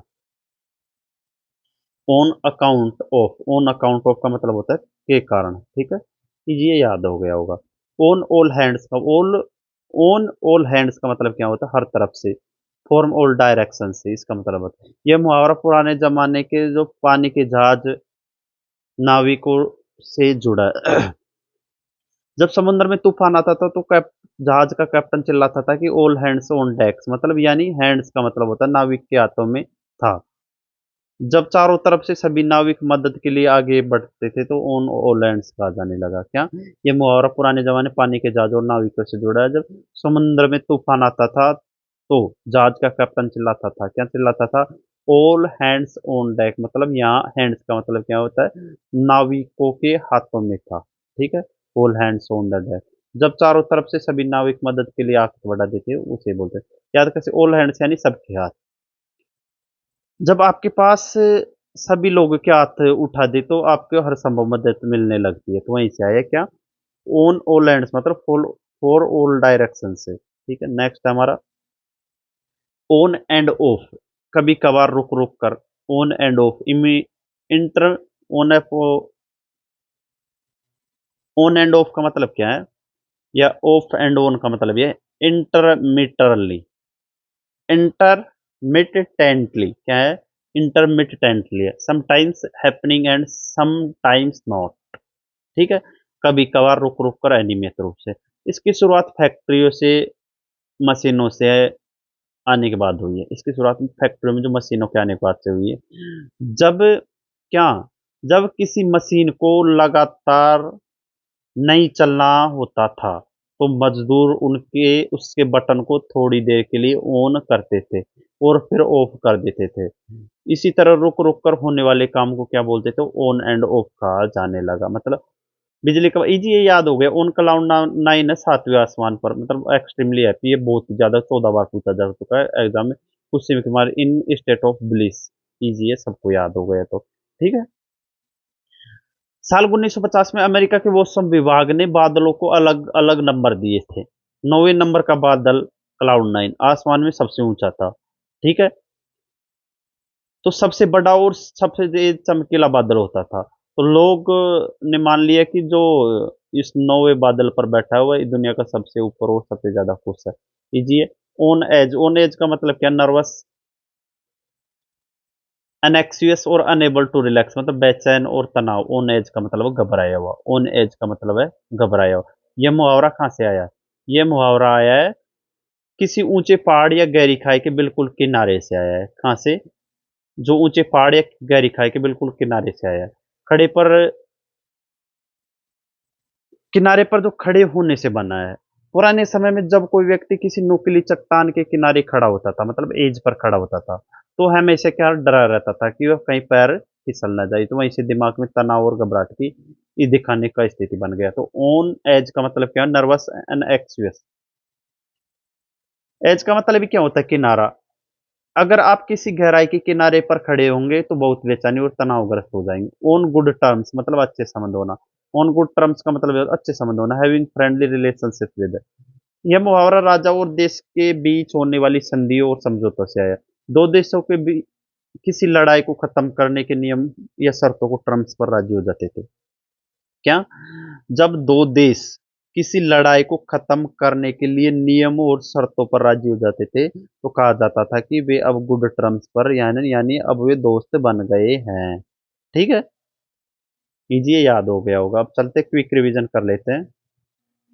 ऑन द डबल को कैसे डबल करोगे? तो बहुत तेजी से। ऑन द कार्ड्स का मतलब कार्ड्स को फैलाते होने के पूरे आसार हो। ज्योतिषी के ताश पत्तों में आना। ठीक है, वहीं से ज्योतिषी को जो ताश के पत्ते फैलाते थे तो मतलब वहाँ आसार होते थे। ओन ए कोलिजन कोर्स आमने कोलिजन मतलब आमने सामने की टक्कर रास्ते पर होना। तो टकराव की एक स्थिति। ओन ए रोल को कैसे याद किया था? मतलब कामयाबी का पहिया लगातार घूम रहा है, लगातार सफलता खिला है। On A shoe string budget मतलब सस्ते और पतले जूते के फीते का जैसा बजट है, मतलब बहुत कम पैसा वाला बजट है। On a wig wing and a prayer मतलब टूटे पंख के साथ सिर्फ प्रार्थना का सहारा होता है। जो पायलट होता है मतलब बस भाग्य की उम्मीद का सहारा। ओन अकाउंट हो मतलब बैंक में अकाउंट होने की वजह से, मतलब के कारण या की वजह से बैंक में अकाउंट होने की वजह से। ओन ऑल हैंड्स मतलब सभी चारों तरफ के सबके हाथ उठाना, मतलब ओन करना ऑल हैंड्स को मतलब चारों तरफ के सब हाथ उठाना। हर समय से सब ओर से, हर तरफ से और सब ओर से। ऑन एंड ऑफ मतलब कभी कभार। इजी। ऑन क्लाउड नाइन मतलब सातवें आसमान से भी ऊपर नौवें बादल पर खुशी में फूले न समाना। ऑन एज गहरी खाई के किनारे पर खड़े होना तो बेचैन और तनावग्रस्त तो घबराया हुआ होगा। ऑन गुड टर्म्स मतलब अच्छे संबंध है। ठीक है, चलते हैं अब नेक्स्ट की तरफ। नेक्स्ट है हमारा कौन सा? 1248 ऑन हाई अलर्ट। इसका मतलब होता है पूरी तरह से सतर्क चौकन्ना होना। इन ए स्टेट ऑफ मैक्सिमम रेडीनेस और डेंजर और एन इमरजेंसी। इजी है, सबको याद होगा। On high alert. On merit. On merit का मतलब होता है योग्यता के आधार पर, गुणवत्ता से। जज्ड अकॉर्डिंग टू क्वालिटी और वर्थ रादर देन और फैक्टर्स। मेरिट का मतलब क्या होता है? मेरिटम से आया जिसका अर्थ होता है पुरस्कार योग्य। पुराने जमाने में जो नौकरियां राजाओं की चापलूसी या सिफारिश से मिलती थी, लेकिन अब आधुनिक परीक्षाएं शुरू हुई तो नियम बना कि जो काबिल होगा वही चुना जाएगा, तभी वहीं से आया है। ठीक है, इजी है, सबको याद हो गया होगा। 1217 on one's guard. On one's guard का मतलब क्या है? ओन वंस गार्ड का मतलब being watchful and careful to avoid dangerous problem. इसका मतलब होता है सावधान रहना। ओन वंस गार्ड का मतलब ये है क्या? Being watchful and careful to avoid dangerous problem का मतलब यह मुहावरा तलवारबाजी से आया है और बॉक्सिंग खेल से आया है। लड़ाई के दौरान खिलाड़ी को अपने शरीर को बचाने के लिए एक खास पोजीशन में रहना पड़ता था, जिसे क्या बोलता था? Guard position. Guard position. ठीक है। अगर वह ध्यान हटाएगा तो सामने पर हमला कर दे, सामने वाला क्या कर देगा? तो ओन वंस गार्ड पोजीशन से याद कर लो। ट्रिक कैसे याद करोगे? आपके घर या बैंक के बाहर जो गार्ड चौकीदार खड़ा होता है वह हमेशा सावधान और जागता रहता है ताकि कोई नुकसान ना हो। ठीक है, ओन वंस गार्ड इजी है, सबको याद हो गया होगा। नेक्स्ट हमारा 1271 on one's high horse. On one's high horse. On one's high horse का मतलब क्या है? अकड़ दिखाना। Acting as if one is better और मोर इम्पोर्टेंट देन अदर्स। अकड़ दिखाना, घमंड में होना। Own one high horse. मध्यकाल में इंग्लैंड में राजा, रईसों और बड़े अधिकारी बहुत ऊंचे और महंगे क्या घोड़े पर बैठकर चलते थे। आम जनता नीचे पैदल या छोटे गधों पर चलती थी। ऊंचे घोड़े पर बैठे अमीर लोग नीचे के लोगों को क्या बहुत घमंड और हिकारत से देखते थे। ठीक है, ऊंचे घोड़े पर बैठे लोग, बैठे अमीर लोग नीचे के लोगों को बहुत घमंड और उससे देखते थे, तो वहीं से आ गया। इजी है। सोचिए कोई व्यक्ति ऊंचे घोड़े हाई हॉर्स पर बैठा तो वो जमीन पर चल रहे लोगों को छोटा समझेगा, अकड़ दिखाएगा। ठीक है। On one's last leg, on one's last leg का मतलब होता है खत्म होने के कगार पर, बहुत ही खराब स्थिति, वेरी टायर्ड, वीक और अबाउट टू फेल और डाई। ये मुहावरा सदियों पुराना जो इंसान और घोड़ों दोनों से इस्तेमाल होता है। जब कोई घोड़ा बहुत बूढ़ा और बीमार हो जाता था तो चलते चलते गिरने वाला होता था तो कहते थे कि वह अपनी टांगों पर ही टिका है, यानी अब वह किसी कभी भी गिरकर मर सकता है। कैसे याद करोगे? जब आप सुबह से रात तक बहुत दौड़ लगाते हैं तो अंत में आपके पैर जवाब दे देते हैं। ऐसा लगता है कि लास्ट लेग मतलब आखिरी पैर बचे हैं। तो इसके बाद शरीर काम करना क्या कर देता है? बंद कर देता है। याद हो गया होगा सबको। Own pins and needles, own pins and needles का मतलब क्या है? कांटे पर होना, मतलब कांटे पर होना, मतलब वेरी नर्वस और anxious about something that is going to happen. Very nervous और anxious about something that is going to happen. जब हमारे पैर या हाथ खून का दौरा रुक जाता है और सो जाता है, नब हो जाता है। ठीक है, नब उसे ही बोलते हैं क्या?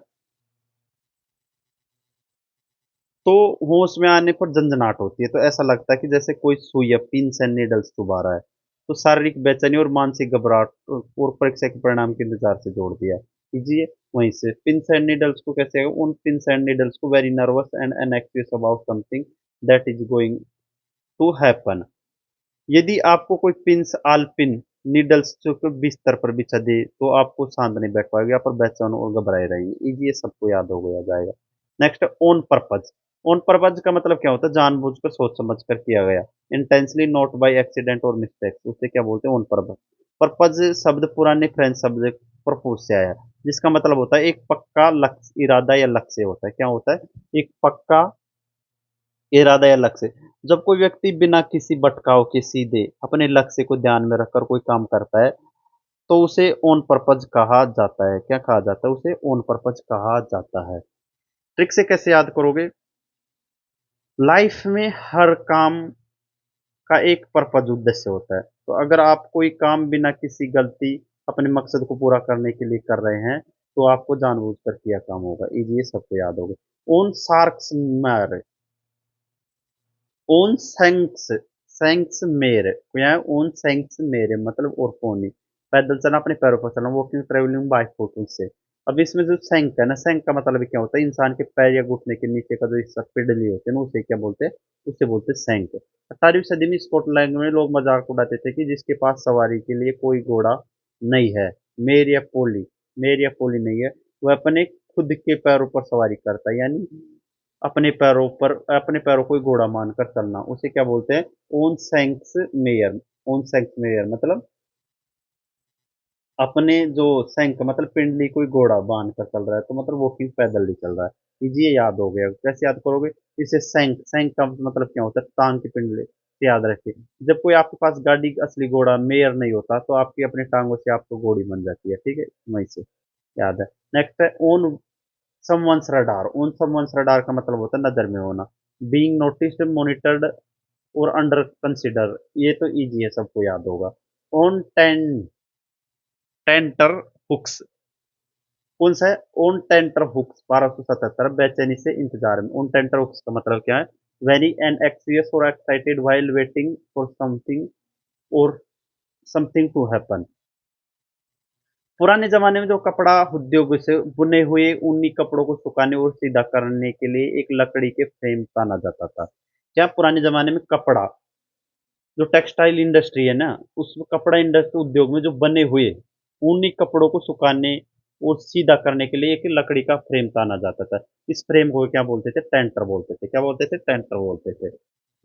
और कपड़े को रोकने के लिए इसमें नुकीले हुक लगे होते थे, जिन्हें टेंटर हुक बोलते थे। क्या बोलते थे? टेंटर हुक बोलते थे। कपड़ा उस पर पूरी तरह खिंचा और तनाव रहता था, यानी तनाव और इंसानी बेचैनी से जोड़ दिया। ठीक है, वहीं से आए तनाव। इजी याद हो गया हो। हुक, हुक का मतलब होता है कांटे कुंडे से याद रखे। अगर किसी को हुक पर टांग दिया जाए तो वह कितना तनाव और बेचैनी में रहेगा। आप किसी की खबर के लिए बेचैन रहते हैं, आपका तो आपका दिमाग भी खिंचा हुआ महसूस करता है। इजी है, सबको याद हो जाएगा। On the year, on the year का मतलब क्या होता है? प्रसारित होना, रेडियो पर आना। बीइंग ब्रॉडकास्ट ऑन रेडियो और टेलीविजन, उसे क्या बोलेंगे, ऑन द एयर बोलेंगे। इसे कैसे याद करोगे, जब 20वीं सदी की शुरुआत में रेडियो का आविष्कार हुआ था, तो रेडियो तरंग एक अदृश्य हवा के जरिए एक दूसरे एक जगह से दूसरी जगह भेजी जाती थी। जब कोई शो लाइव होता था तो सिग्नल हवा में तैर रहे होते थे, इसलिए ऑन द एयर बोला जाता। ऑन द एयर मतलब पर क्या करना, ब्रॉडकास्ट करना। टीवी या रेडियो के सिग्नल एयर के माध्यम से हमारे घरों तक आते हैं। इसलिए जब कोई शो टीवी या रेडियो पर चल रहा होता है तो वो हवा में यानी ऑन द एयर होता है। क्या होता है, ऑन द एयर होता है। नेक्स्ट है on the attack. On the attack को कैसे याद करोगे, ऑन द अटैक को मतलब याद करो आप किससे, acting aggressively against an opponent, मतलब आक्रामक रवैया, ऑन द अटैक को। यह मुहावरा सीधे तौर पर युद्ध के मैदान से और फुटबॉल हो जैसे हॉकी जैसे खेला है। जब कोई सेना या टीम रक्षात्मक मुद्रा को छोड़कर सीधे दुश्मन के पाले में घुसकर हमला करती है तो उसे क्या बोलते हैं, ऑन द अटैक कहा जाता है। इजी सबको याद हो गया, अटैक का मतलब हमला शब्द होता है, हमला करने का मतलब ये होता है आक्रामक हो जाना। ऑन द बैक फुट मतलब बचाव की मुद्रा में होता है, बैक फुट पर चलना। In a difficult solid situation जहां पर one is force to react rather than act. ये मुहावरा क्रिकेट के खेल से है, जब गेंदबाज बहुत तेज या खतरनाक गेंद फेंकता है तो बल्लेबाज को बचने के लिए अपने पीछे वाले पैर बैक फुट पर वजन डालकर गेंद का सामना गेंद को सिर्फ रोकना पड़ता है, वह रन नहीं बनाता, सिर्फ अपना विकेट बचाता है। ठीक है। लड़ाई एक खेल में जब आप अपना पैर खींचते हैं तो इसका मतलब है कि आप मुसीबत में है और आप खुद का बचाव कर रहे हैं, तो आप रक्षात्मक स्थिति में। इजी है। नेक्स्ट है on the ball. On the ball का मतलब मुस्तैद होना, चौकन्ना होना, तेज होना। Very alert and quick understand to react thing, उसे क्या बोलेंगे, ऑन द बॉल। ये भी मुहावरा खेल जैसे क्रिकेट, फुटबॉल, बेसबॉल से है। एक अच्छे खिलाड़ी को हमेशा अपनी आंखें बॉल पर रखनी होती है। जो खिलाड़ी ऑन द बॉल होता है वह तुरंत समझ जाता है कि गेंद किधर आ रही है और तेजी से रिएक्ट करता है। क्या करता है, तेजी से रिएक्ट करता है। ऑन द बॉल का मतलब क्या होता है, on the ball, on the ball का मतलब होता है क्या, very alert and quick to understand and react things, उसे बोलते हैं ऑन द बॉल। याद कैसे करोगे, खेल में जो खिलाड़ी बॉल पर पूरा ध्यान रखता है वह बहुत चौकन्ना और एक्टिव होता है। जो हर काम को तुरंत और समझदारी से करे वही क्या होता है, ऑन द बॉल होता है। अब इनका सभी का रिवीजन कर लेते हैं, क्विक रिवीजन। 1269 है हमारा। ओन मेरिट मतलब मेरिट के आधार पर। ओन वंस गार्ड, गार्ड क्या करता है, चौक करना, सावधान रहता है। ठीक है। बैंक का गार्ड हमेशा जागता है। On one's high horse, on one's high मतलब घमंड में होना। On one's last leg, on मतलब लास्ट उम्मीद खत्म होने के कगार पर। ओन पिंस एंड नीडल्स मतलब बेचैनी होना, सुइयों के बिस्तर पर बैठना। तो ओन पर्पज मतलब किसी खास पर्पज से काम करना। उन सैंक्समेयर, सैंक्समेयर को कैसे याद किया था, उन सैंक्स मतलब खुद की टांग से चलना। सैंक का मतलब क्या होता है, पिंड। उन समन्स रडार किसी की नजर में, उन टैंकर हुक्स मतलब बेचैनी से इंतजार कारण, इम्पेशेंस या इंतजार में, कपड़े सुखाने वाले हुक पर खिंचाव। ठीक है। ऑन द एयर को कैसे याद किया था, मतलब प्रसारित करना, होना, लाइव आना। टीवी और रेडियो के सिग्नल हवा में एयर में तैरते। ऑन द अटैक मतलब सीधा अटैक करना। ऑन द बैक मतलब क्रिकेट में पीछे हटकर गेंद रोकना। ऑन द बैक का मतलब क्या होता है, क्रिकेट में पीछे हटकर जो गेंद पर रोकते हैं, ऑन द बैक। ये सब ऑन द बॉल का मतलब स्टॉप करना रहता है। ये सबको याद हो गया होगा यहाँ पर। नेक्स्ट हमारा 1282, ऑन द ब्रेड लाइन। इसका मतलब वेरी पुअर होता है, having barely enough money to live. ये सबको याद होगा। ऑन द ब्रेड, ये मुहावरा 19 सदी के अंत में जो अमेरिका से आया है, उस समय बहुत गरीब और बेरोजगार लोगों को मुफ्त सस्ती रोटी बांटने के लिए बेकरियों की लाइन में लगती थी, तो उस लाइन में खड़े होते थे, तो उन्हें समाज में सबसे गरीब माना जाता था, वहीं से आया। ठीक है।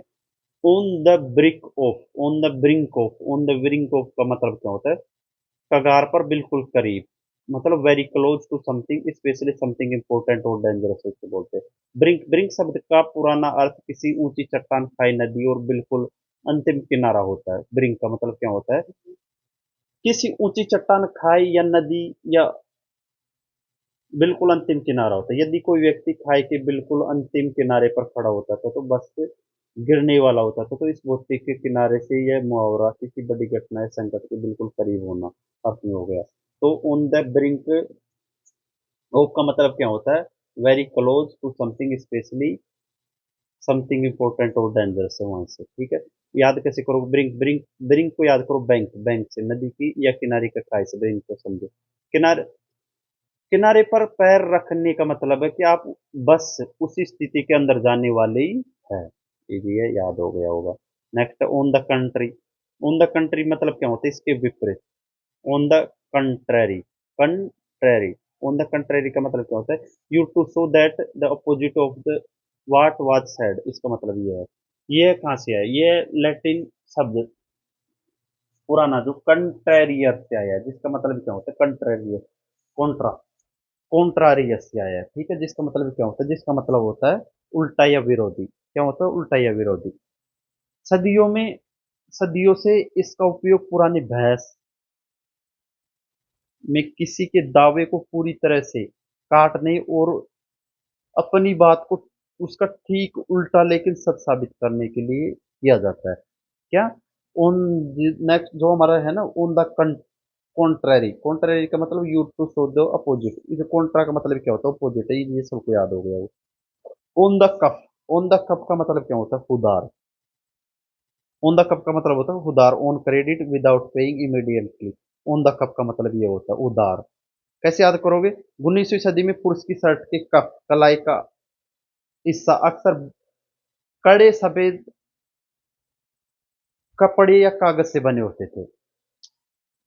बार या रेस्तरां में लोग जब शराब या खाना खाते थे तो तुरंत पैसे नहीं देते थे, तो दुकानदार या ग्राहक खुद अपने शर्ट के साफ कफ पर पेंसिल से उधार का हिसाब लिख देते थे ताकि भुगतान कर सके। ठीक है, याद हो गया कैसे? कफ का मतलब कैसे याद? देखो एक बार कैसे याद करोगे इसे। 19वीं सदी में जब पुरुषों की शर्ट की कलाई अक्सर कड़े सफेद और कपड़े या कागज से बने होते थे, तो बार या रेस्तरां में लोग जब शराब या खाना खाते थे और तुरंत पैसे नहीं देते थे, तो दुकानदार या ग्राहक खुद अपने शर्ट के साफ कप पर पेंसिल से उधार या हिसाब लिख लेते थे ताकि भुगतान बाद में कर सके। ठीक है, याद कैसे करोगे? शर्ट का कप कप पर हिसाब लिखना यानी अपने जेब में पैसे न होना। ठीक है, जो लोग कफ, तो वहीं से आए। ऑन द कप का मतलब ऑन क्रेडिट है, ठीक है। On the face of it का मतलब होता है, on the face of it का मतलब होता है पहली नजर में, ऊपर तौर पर देखना। Judging by how something first appears apparently. Face का मतलब क्या होता है? चेहरा। अगर किसी चीज को सब बाहरी सतह से दे होता है, यह अदालती मुकदमों और तार्किक बहसों से मुहावरा आया है, ठीक है। इसका अर्थ है कि किसी मामले की गहराई में न जाना जाए बिना केवल उसके ऊपरी परत मतलब चेहरे को देखकर ही समझ में आता है। फेस का मतलब क्या होता है? चेहरा, या किसी चीज का सबसे बाहरी सतह होता है। तो इजी है, याद हो जाएगा। कैसे याद करोगे? इसे ट्रिक देख लो। सिर्फ फेस मतलब चेहरा देखना है किसी इंसान, या सिर्फ चेहरा, इंसान का सिर्फ चेहरा देखकर ही अंदाजा लगाना कि वह कैसा है, बिना यह जाने कि उसके दिल के अंदर क्या छिपा है। Next, on the horizon. On the horizon मतलब जल्द ही होने वाला, निकट भविष्य, likely to happen soon, approaching. On the horizon का मतलब ये है। होरिजन, होरिजन का मतलब क्या होता है? क्षितिज, ओरिजिन का मतलब क्षितिज है, वह काल्पनिक रेखा है जहां दूर देखने पर धरती और आसमान मिलते हुए दिखाई देते हैं। तो पुराने समय में समुद्री जहाजों के कप्तान दूर क्षितिज पर नजर रखते थे। जब कोई दूसरा जहाज या समुद्र तूफान आने वाला होता था, तो वह सबसे पहले क्षितिज पर ही धुंधला सा दिखाई देता था, जिसका मतलब होता था कि वह जल्द ही पास पहुंचने वाला है। ऑन द ओरिजिन का मतलब जल्दी पास। कैसे याद करोगे? ओरिजिन का मत पर सूरज देखना, ओरिजिन पर सूरज देखना मतलब दूर क्षितिज पर सूरज उगता हुआ दिखाई दे रहा है, यानी सुबह होने वाली, निकट भविष्य का काम होने वाले। इजी याद हो गए। On the horns of a dilemma मतलब आगे कुआ पीछे खाए, दो कठिन विकल्पों के बीच फंस जाना। On the horns of a dilemma, having to choose between two equally unpleasant options, उसे क्या बोलेंगे? डायलेमा। ठीक है, कैसे याद करोगे? प्राचीन ग्रीक तर्कशास्त्र लॉजिक के रूप से आया है। तो डायलेमा है ना, इसका अर्थ होता है दुविधा। एक गुस्से में खड़ा सांड बुल के दो सींगों की तरह दर्शाया गया है। इसे एक गुस्से में खड़े सांड बुल के दो सींगों की तरह दर्शाया गया है। अगर आप सांड के सामने फंस गए तो आप चाहे कि बाएं सींग की तरफ जाए या दाएं, तो दोनों तरफ के सींग आपको चुभेगा और चोट लगना तय है। तो आपके पास बचने का कोई अच्छा रास्ता नहीं होता। ठीक है। ट्रिक से कैसे याद करोगे? सांड के जो दो होंस सींग के बीच फंसना। ठीक है। On the horns of dilemma. तो आप किसी के भी सींग किसी भी सींग की तरफ खीलेंगे चोट लगेगी, तो यानी दोनों की विकल्प बेहद बुरे हैं। ऑन द जॉब मतलब काम करते समय। ऑन द जॉब का मतलब क्या होता है? काम काम करते समय। While doing one's work at work. While doing one's work at work. यह मुहावरा औद्योगिक क्रांति के समय कारखाने से लोकप्रिय हुआ है। जब सुपरवाइजर मजदूरों को काम के घंटों के दौरान पूरी तरह सतर्क रहने के लिए हिदायत देते थे, तो ऑन द जॉब का सीधा मतलब होता था कि आप अपनी ड्यूटी पर मुस्तैद है और सक्रिय रूप से काम संभाले रहे हैं। क्या है? यह मुहावरा औद्योगिक क्रांति के समय जो कारखाने से लोकप्रिय हुआ, जब सुपरवाइजर मजदूरों को काम के घंटों के दौरान पूरी तरह सतर्क रहने की हिदायत देते थे, तो ऑन द जॉब का सीधा मतलब होता था कि आप ड्यूटी पर मुस्तैद है और सक्रिय रूप से काम संभाल रहे हैं। ठीक है। कैसे याद करो? जो मतलब नौकरी पर एक्टिव होना, जब कोई आप अपनी जॉब की सीट पर बैठकर काम कर रहे हैं तो आप ऑन द जॉब हो। ठीक है। Next, on the level. On the level का मतलब क्या होता है? ईमानदार है। ऑन द लेवल का मतलब क्या है? ईमानदार, ऑनेस्ट एंड ट्रूथफुल, लेजिटिमेट है। यह मुहावरा फ्रीमेसरी पुराने समय के जो राजमिस्त्रियों का एक गुप्त संगठन से आया है। राजमिस्त्री किसी दीवार पर या सतह को बिल्कुल सीधा या समतल मापने के लिए प्लम्ब रूल नामक औजार का उपयोग करते थे। उनके संगठन में ऑन द लेवल होने का मतलब होता है कि कोई व्यक्ति बिल्कुल सीधा, सच्चा और नियमों के साथ चलने वाला है, जिससे कोई टेढ़ापन नहीं है। लेवल का मतलब लेवल मतलब बिल्कुल समतल और सीधा। जो इंसान अंदर और बाहर से बिल्कुल सीधा और समतल हो, तो वो कोई हेर-फेर और टेढ़ापन ना हो, वही ईमानदारी होगा। ईज़ी याद हो जाएगा। ऑन द रॉक्स मतलब टूटने के कगार पर होना, in difficulty likely to fail. On the rocks का मतलब डगमगाते। यह मुहावरा पुरानी जो समुद्री यात्राओं से आया है। जब कोई लकड़ी का बड़ा जहाज समुद्र में पानी के नीचे छिपी हुई चट्टान से टकरा जाता था, तो वहीं फंसकर टूटने लगता था और नष्ट होने के कगार पर आ जाता था। तो इसी से किसी के रिश्ते, शादी और व्यापार के संकट में भी होने से ऑन द रॉक्स कहा जाने लगा। तो ऑन द रॉक्स का मतलब क्या है? ऑन द रॉक्स का मतलब है in difficulty likely to fail. ये है रॉक्स। रॉक्स मतलब चट्टानों से टकराना। जब कोई चीज चट्टान से टकराएगी तो वह बिखर जाएगी और बारिश संकट में आ जाएगी। ठीक है। After many arguments their relationship is now on the rocks है। ऑन द सेम पेज है। ऑन द सेम पेज है। ऑन द सेम पेज है मतलब एक मत होना। हैविंग द सेम अंडरस्टैंडिंग और ओपिनियन अबाउट समथिंग है। ठीक है। हैविंग द सेम अंडरस्टैंडिंग और ओपिनियन अबाउट समथिंग। यह मुहावरा स्कूलों की कक्षाओं और चर्च के गायक के समूह से आया है। जब सब लोग एक साथ कोई किताब पढ़ रहे हो और भजन गा रहे हैं, तो ये जरूरी है कि सब किताब के एक ही पन्ने पर हो। तो यदि कोई दूसरे पन्ने पर होगा तो पूरी क्लास का तालमेल बिगड़ जाएगा। तो वहीं से आया है। क्या? ऑन द सेम पेज मतलब having the same understanding opinion about something, वहीं से आया। इजी है, सबको याद हो जाएगा। नेक्स्ट है ऑन द सेम वेवलेंथ। मतलब ऑन द सेम वेवलेंथ मतलब एक जैसी सोच, आपस में तालमेल। Thinking in a similar way, having a good understanding of each other. ये 20वीं सदी में जो रेडियो विज्ञान के आविष्कार से बना है। रेडियो पर साफ आवाज सुनने के लिए सिग्नल भेजे जाने वाले और सुनने वाले दोनों एक ही प्रकार की वेवलेंथ पर सेट होना जरूरी होता है। क्या? रेडियो पर जो साफ आवाज सुनने के लिए सिग्नल भेजे जाने वाले और सुनने वाले, और दोनों पर एक ही जो क्या वेवलेंथ है ना, पर सेट होना जरूरी है। इसी से वैज्ञानिक बात और इंसानी दिमाग को और विचारों के लिए बेहतर तालमेल के लिए इस्तेमाल किया जाने लगा है। ट्रिक याद रखो, रेडियो की वेवलेंथ है फ्रीक्वेंसी का मैच होना।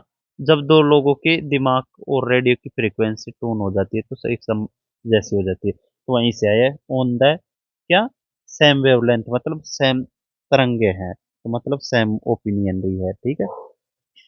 On the spur of the moment. On the spur of the मतलब बिना सोचे समझे, तुरंत, अचानक। Done suddenly without planning impulsively on the spur of the moment का मतलब ये है। इस पर क्या है, इस पर सैव एक नकुली धातु की चीज होती है जो घुड़सवार अपने बूट की एडी के पीछे पहनते हैं। क्या इस पर को कहां पर पहनते हैं, घुड़सवार अपनी बूट की एडी के नीचे पहनते हैं। जब घुड़सवार को अचानक घोड़े को जब घुड़सवार को अचानक घोड़े को बहुत तेज दौड़ाना होता था तो वह बिना किसी पूर्व तैयारी के उसी पल घोड़े के पेट में इस पर चुबा देता था। क्या चुबा देता था, इस पर। कौन, जो ये घुड़सवार है वो। इस पर क्या होती है, एक नकुली धातु की चीज होती है। तो घोड़ा तुरंत तेजी से भागने लगता है। तो इसी से बिना सोचे समझे अचानक लिया गया जो निर्णय का फैसले में आ गया है। याद हो गया। इस पर को मतलब क्या होता है, उस पर मतलब चुभन, लगते ही मूवमेंट में उसी पल में भागना, किसी बिना यानी बिना किसी योजना के अचानक से कोई काम तुरंत कर डालना। नेक्स्ट, ऑन द स्क्वायर मतलब ईमानदार से काम करना, ऑनेस्ट एंड फेयर ट्रूथफुली। ये इजी है, सबको याद हो गया होगा, ये तो पहले से ही सबको याद होगा। चलते इसका क्विक रिवीजन कर लेते हैं। तो पहला है हमारा ऑन द ब्रेड लाइन को कैसे याद किया था, अत्यंत गरीब, जो ब्रेड की लाइन में खड़ा होना मतलब भूख मेरे क्या हालत में होना। On the brick of on the brink of का मैं कैसे याद किया था, खाई की ब्रिंक, ब्रिंक मतलब ब्रिंक को बैंक से याद किया था, बैंक ब्रिंक किनारे पर खड़े होना मतलब बस गिरने वाला हो, मतलब संकट या घटना के बिल्कुल करीब हो। ऑन द ब्रिंक ऑफ कैसे याद।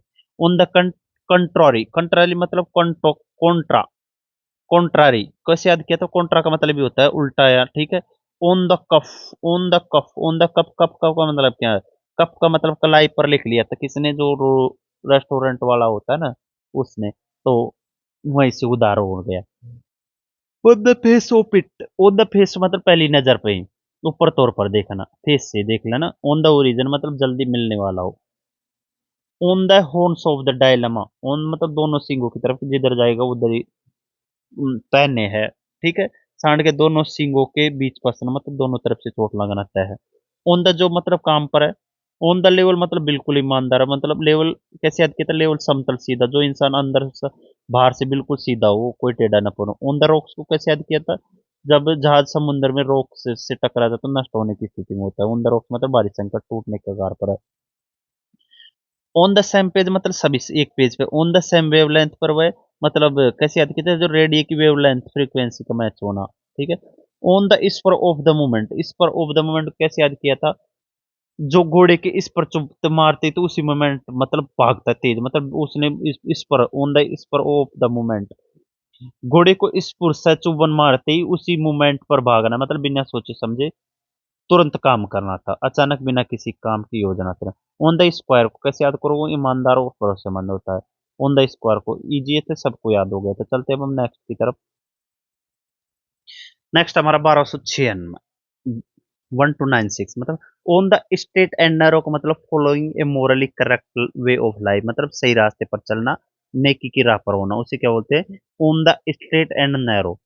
यह मुहावरा कहाँ से आया है? जो ग्रामरिस्ट के अनुसार ईसाई धर्म ग्रंथ बाइबल से आया है।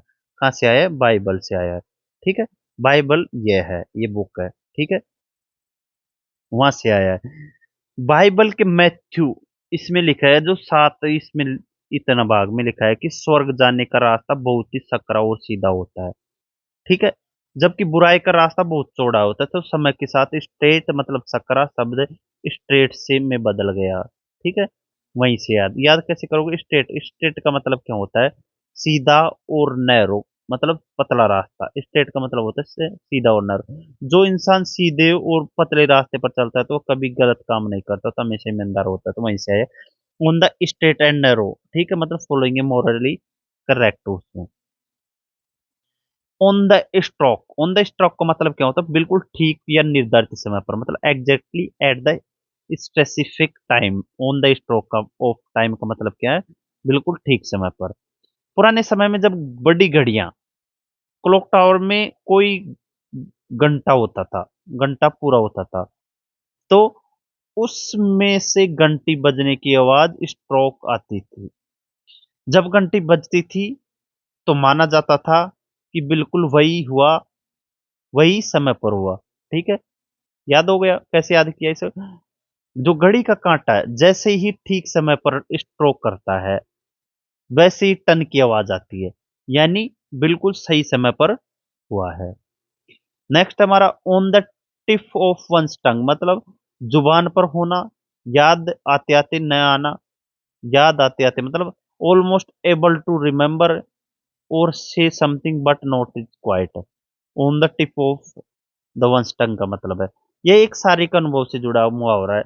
जब हमारा दिमाग किसी शब्द को ढूंढ लेता है लेकिन हमारा मुंह उसे तुरंत बोल नहीं पाता, ऐसा लगता है कि वह शब्द बिल्कुल जीभ की नोक पर है और आकर रुक गया, तो वहीं से टिप ऑफ द टंग मतलब जीभ की नोक पर। बात जीभ की नोक पर तक तो आ गई लेकिन मुंह से बाहर नहीं निकल पा रही, तो उसी सिवाय है क्या है।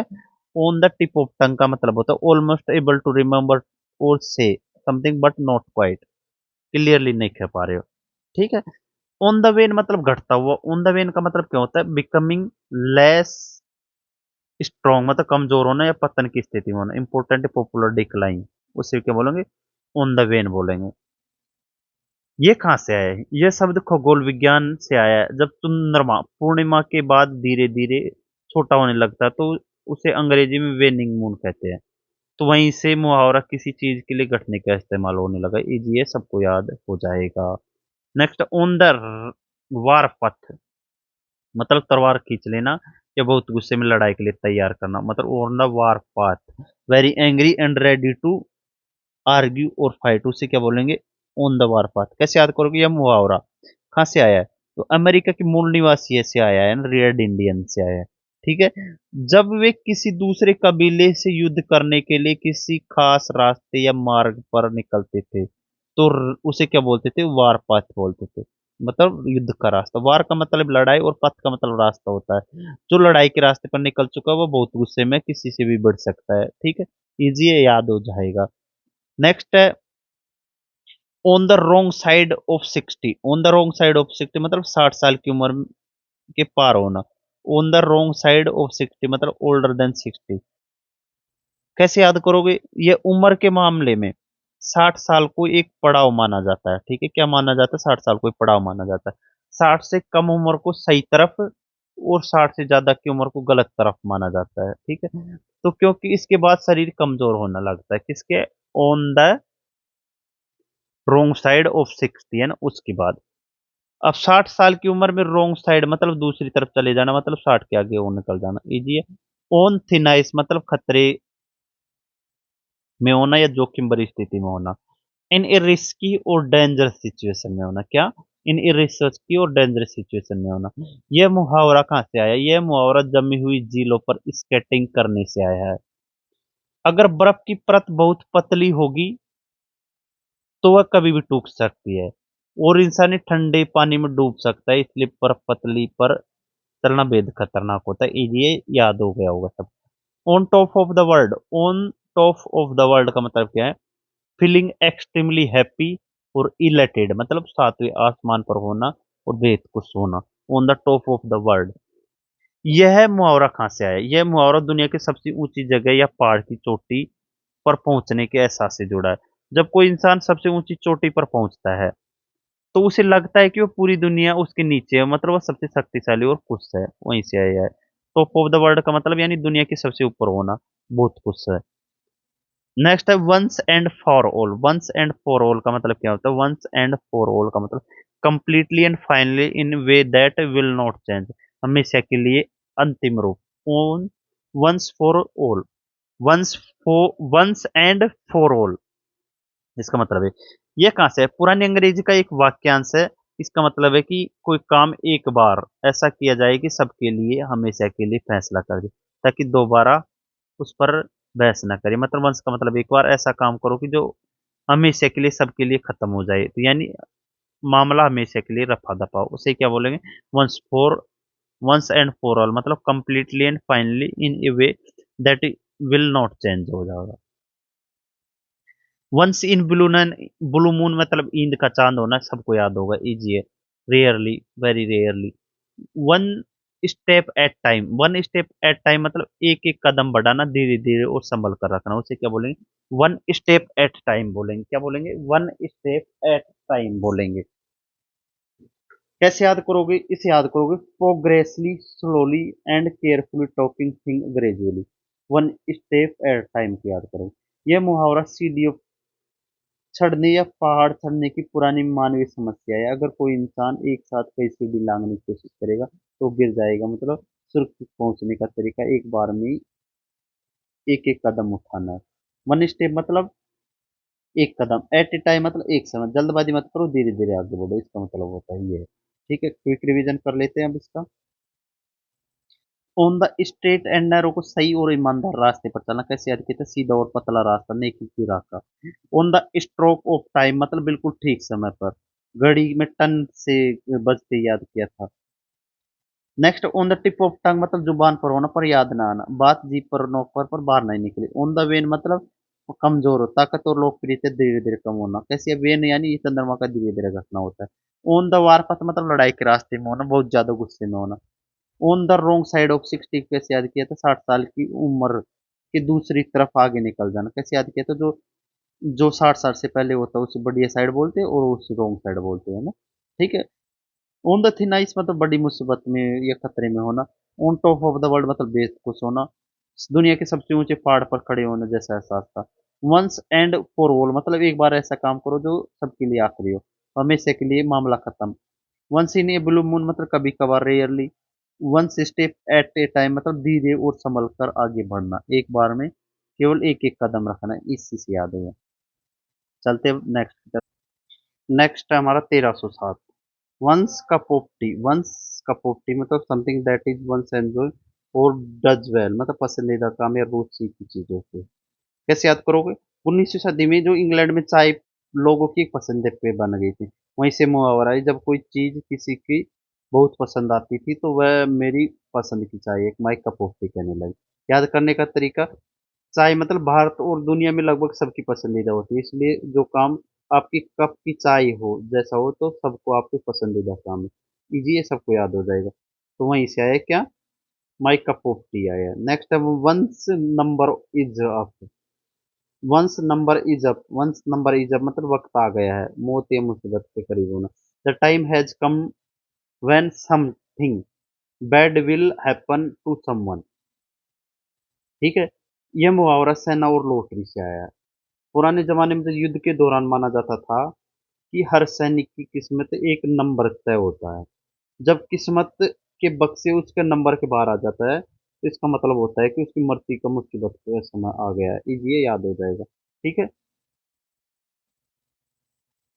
जब परीक्षा में या किसी खेल में आपका नंबर आ जाता है तो आपकी बारी है, मतलब इसका मतलब बुरा वक्त या मुसीबत करीब है। नेक्स्ट, वो one track mind, one track mind का मतलब क्या होता है, thinking only about one subject या आइडिया एंड नथिंग, मतलब एक ही धुन सवार होना, उसे क्या बोलेंगे, वन ट्रैक माइंड है। यह कहाँ से आया है, यह रेलवे ट्रैक से आया है। कुछ जगह पर केवल एक ही पटरी होती है जिस पर ट्रेन सिर्फ एक ही दिशा में जा सकती है, वह कहीं मुड़ नहीं सकती।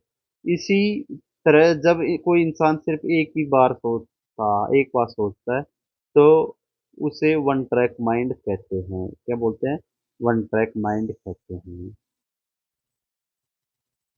वन ट्रैक यानी सिर्फ एक पटरी, जिस दिमाग में सिर्फ एक पटरी होगी वह इधर उधर की बात नहीं सोचेगा, एक दिन में याद हो जाएगा, ये सबको याद हो जाएगा। ओपन वंस हर्ट मतलब दिल खोल कर रख देना। To reveal one's in inner most thoughts and feeling, उसे क्या बोलेंगे, ओपन वंस हर्ट बोलेंगे। सदियों से इंसान मानता है कि हमारे सारे राज और भावनाएं हमारे दिल के अंदर बंद रहती है। जब हम किसी पर बहुत भरोसा करते तो हम उस बंद दिल के दरवाजे को क्या कर देते हैं, खोल देते हैं।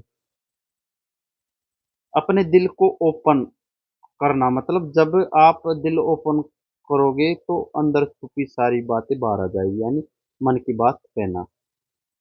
Open Pandora box, open Pandora box को कैसे याद करें, मुसीबतों का पिटारा खोलना, मतलब एक प्रोसेस दैट क्रिएट्स करता मैनी कॉम्प्लिकेटेड प्रॉब्लम्स को।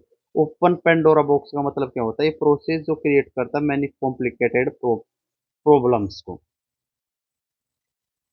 ये ग्रीक पौराणिक कहानी से आया है, जो पंडोरा नाम का एक महिला और देवता ने एक बॉक्स दिया था। पंडोरा नाम की एक महिला को देवता ने क्या दिया था, एक बॉक्स दिया था, उसे खोलने से मना किया था, लेकिन जिज्ञासा वंश पंडोरा ने उसी बक्से को खोल दिया। बक्सा खुलते ही दुनिया की सारी बीमारियां, दुख और मुसीबत बाहर निकल आई। ठीक है, वहीं से आया ये। पंडोरा का मतलब क्या, बॉक्स खोलना, मतलब मुसीबतों का पिटारा खोलना। ओपन एंडेड का मतलब क्या होता है, ओपन एंडेड का मतलब होता है असीमित, बिना किसी निश्चित सीमा के, without a fixed ending limit. क्या होता है, विदाउट ए फिक्स्ड एंडिंग और लिमिट, उसे बोलते हैं ओपन एंडेड। यह मुहावरा खेल और व्यापारिक समझौतों से आया है। जब किसी खेल या मीटिंग का अंत पहले ही तय नहीं होता और वह कितनी भी देर चल सकती है, तो उसे क्या बोलते हैं, ओपन एंडेड कहा जाता है। क्या कहा जाता है, ओपन एंडेड। मतलब ओपन एंडेड का मतलब क्या होता है, without a fixed limit, ending और लिमिट, उसे बोलेंगे ओपन एंडेड। ये मुहावरा खेलों और व्यापारिक समझौते से आया है। जब किसी खेल या मीटिंग का अंत पहले से नहीं होता तो वो कितनी भी देर तक चल सकता है। ठीक है। ओपन कैसे याद करो, जिसका एंड ओपन खुला हो, वही यानी अंत कब होना होगा ये पता नहीं है। Out and about, out and about का मतलब क्या होता है, आउट एंड अबाउट का मतलब होता है बीमार के बाद बाहर घूमना फिरना, सक्रिय रहना। Going out and doing things specially after being ill and inactive, उसे बोलेंगे out and about, out and about. पुराने समय में जब कोई व्यक्ति बहुत दिनों तक बीमार रहता था तो वो बिस्तर में पड़ा रहता था। जब वह ठीक होकर पहली बार घर से बाहर निकलता था और आसपास फैलता था तो पड़ोसी कहते थे कि वह ठीक है। ठीक है। पुराने समय में जब कोई व्यक्ति बहुत दिनों तक बीमार पड़ा रहता था तो वह बिस्तर में क्या पड़ा रहता था, और जब वह ठीक होकर पहली बार बाहर निकलता था तो उसके आसपास और आसपास फैलता था तो पड़ोसी कहते थे कि अब वह ठीक है, तो वहीं से आया। घर से आउट मतलब बाहर होना और आसपास अबाउट मतलब घूमना। जब अब आप बीमार होकर ठीक होकर बाहर घूमते हो उसे बोलते हैं out and out. Out and out मतलब होता है पूरी तरह से complete, total. Out and out का मतलब होता है पूरी तरह से। 14वीं शताब्दी में पुरानी अंग्रेजी से आया है। इसका सीधा मतलब होता है भीतर से लेकर पूरी तरह बाहर तक, थोरोली मतलब पूरी तरह से। आउट एंड आउट जब कोई चीज अंदर बाहर हर तरफ से एक जैसी हो। याद रखने का तरीका, जो बात अंदर भी आउट हो और बाहर भी आउट हो। ठीक है, जो बात क्या हो अंदर भी आउट हो और बाहर भी आउट हो, यानी जिससे कोई छुपाव ही ना हो, तो वह क्या है, पूरी तरह से सच या झूठ होती है। ठीक है, पूरी तरह से, तो वहीं से है आउट, अंदर भी आउट है बाहर भी आउट है, मतलब उसका कोई छुपाव ही नहीं है, तो वह तो पूरी तरह से क्या है, कंप्लीटली है। Out at the elbows, out at the elbows का मतलब क्या, आउट एट द एल्बोज फटे हाल होना, फटे हाल होना मतलब poor and shabbily dressed showing signs and poverty, उसे बोलते हैं। पुराने समय में जब गरीब लोगों के कपड़े पुराने हो जाते थे तो सबसे पहले कोहनी के पास का कपड़ा घिसका पड़ जाता था, तो कोहनी बार से दिखने लगती थी। वैसे मुहावरा होगी गरीब दिखाने के लिए इस्तेमाल हो गया। कौन सा, आउट एट द एल्बो मतलब poor and shabbily dressed showing signs poverty, वहीं से आया। कपड़े की फटने की वजह से कोहनी बाहर आ गई तो वह इंसान कैसा होगा, वो बहुत गरीब होगा। आउट फॉर द काउंट मतलब घोड़े बेच कर सोना, आउट फॉर द काउंट मतलब घोड़े बेच कर सोना। अनकॉन्शियस और स्लीपिंग वेरी डीपली, क्या है, अनकॉन्शियस और स्लीपिंग वेरी डीपली, उसे क्या बोलते हैं, आउट ऑफ द काउंटर। यह मुहावरा बॉक्सिंग के खेल से आया है। जब एक बॉक्सर को जोरदार गुस्सा लगता है और वह गिर जाता है तो रेफरी 1 से 10 तक गिनता है। अगर बॉक्सर गिनती खत्म होने तक नहीं उठता तो उसे आउट मान दिया जाता था। याद कैसे करोगे, रेफरी की गिनती काउंट, रेफरी की गिनती के लिए आउट हो जाना, यानी गहरी नींद या बेहोशी में होना, आसपास की गिनती का पता ही नहीं होना। After a long track the children were out of the count, लंबी यात्रा के बाद बच्चे सो गए थे, दौड़ गए। Out of bounds, out of bounds का मतलब क्या होता है, सीमा के बाहर, beyond the pre permitted area और not allowed, out of bounds का मतलब है। ये फुटबॉल और गोल्फ या टेनिस खेलों से आया है। खेल के मैदान एक निश्चित सीमा रेखा की होती है। अगर गेंद उस सीमा के चली जाए तो उस खेल में शामिल नहीं किया जाता, तो उसे खेल में शामिल नहीं किया जाता, यानी वह नॉट अलाउड होती है। Out of context, out of context का मतलब क्या होता है, संदर्भ में से बाहर, मतलब बिन पूरी तरह से समझो अर्थ गलत निकला। Separated from the original meaning and और सिचुएशन एंड देयरफॉर मिसअंडरस्टैंड, तो आउट ऑफ कॉन्टेक्स्ट बोलते हैं। इजी है, सबको याद होगा। लेकिन बात समझो, कॉन्टेक्स्ट का बना हुआ है जिसका अर्थ क्या होता है, एक साथ बुनना होता है। जब आप किसी की गई पूरी बात में से सिर्फ एक छोटा सा हिस्सा अलग करके बताते हैं तो उसका असली मतलब बदला जाता है। असली मुद्दे या विषय जाकर बात करना जिससे गलत अर्थ निकल जाता है। नेक्स्ट है हमारा 19, आउट ऑफ डेट का मतलब no longer current in fashion obsolete है, ये सबको याद होगा ये तो। आउट ऑफ, तो हमारा जो नेक्स्ट है आउट ऑफ फेवर, इसका मतलब क्या होता है, नो लॉन्गर लुक्ड और approved by of by someone, मतलब किसी की नजरों से गिरना आउट ऑफ फेवर होता है। ये राजा महाराजाओं के दरबार से आया है। जब कोई दरबारी राजा पसंदीदा होता था तो उस पर राजा की कृपा होती थी, लेकिन अगर वह कोई गलती करता तो वह राजा की कृपा से क्या होता था, आउट ऑफ फेवर होता था। किसी की सपोर्ट या फेवर से आउट हो जाना मतलब नजरों से गिर गए, इजी है, सबको याद हो जाएगा। अब क्विक रिवीजन देख लो यहाँ इसका। वंस का पोपटी मतलब पसंदीदा होती, चाहे सबके पास वंस, नंबर इज अप मतलब अब अपना नंबर आ गया, ठीक है। One's track mind, one track mind मतलब एक ही धुन सवार होना, एक दिमाग में की केवल एक पटरी होना। ओपन वन शर्ट मतलब मन की बात कहना, अपने दिल को, बंद दिल को खोल देना। ओपन पेंडोरा बॉक्स मतलब पंडोरा का जादुई बॉक्स खोलना। पंडोरा एक लेडी थी, उसका मतलब मुसीबतों का पिटारा खुल गया था। ओपन एंडेड मतलब असीमित बिना सीमा के। ओपन एंडेड मतलब जिसका एंड ना हो, ठीक है। आउट एंड अबाउट मतलब बीमारी के बाद बाहर घूमना। घर से आउट होकर आसपास, अबाउट घूमना, घर से आउट होकर आसपास। आउट एंड आउट मतलब इधर भी आउट था, अंदर और बाहर दोनों तरफ से पक्का होना, मतलब पूरी तरह से और बिल्कुल। आउट एंड आउट कैसे, अंदर से भी आउट था बाहर से भी आउट, मतलब पूरी तरह से out. Out at the elbow, out at the elbow का मतलब होता है बिना फटे कपड़े से कोहनी बाहर दिखना, मतलब गरीबी के लक्षण, फटे वाले बहुत गरीब होना। आउट फॉर द काउंट मतलब घोड़े बेचकर सोना। आउट ऑफ बाउंड मतलब सीमा से बाहर होना, ये। आउट ऑफ द कॉन्टेक्स्ट मतलब संदर्भ से बाहर, असली मुद्दे से आउट हो जाना। आउट ऑफ डेट सबको याद होगा, अप्रचलित।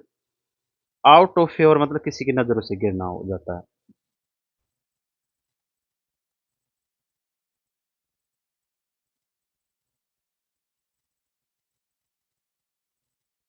तो पहला हमारा कौन सा, आउट ऑफ गियर।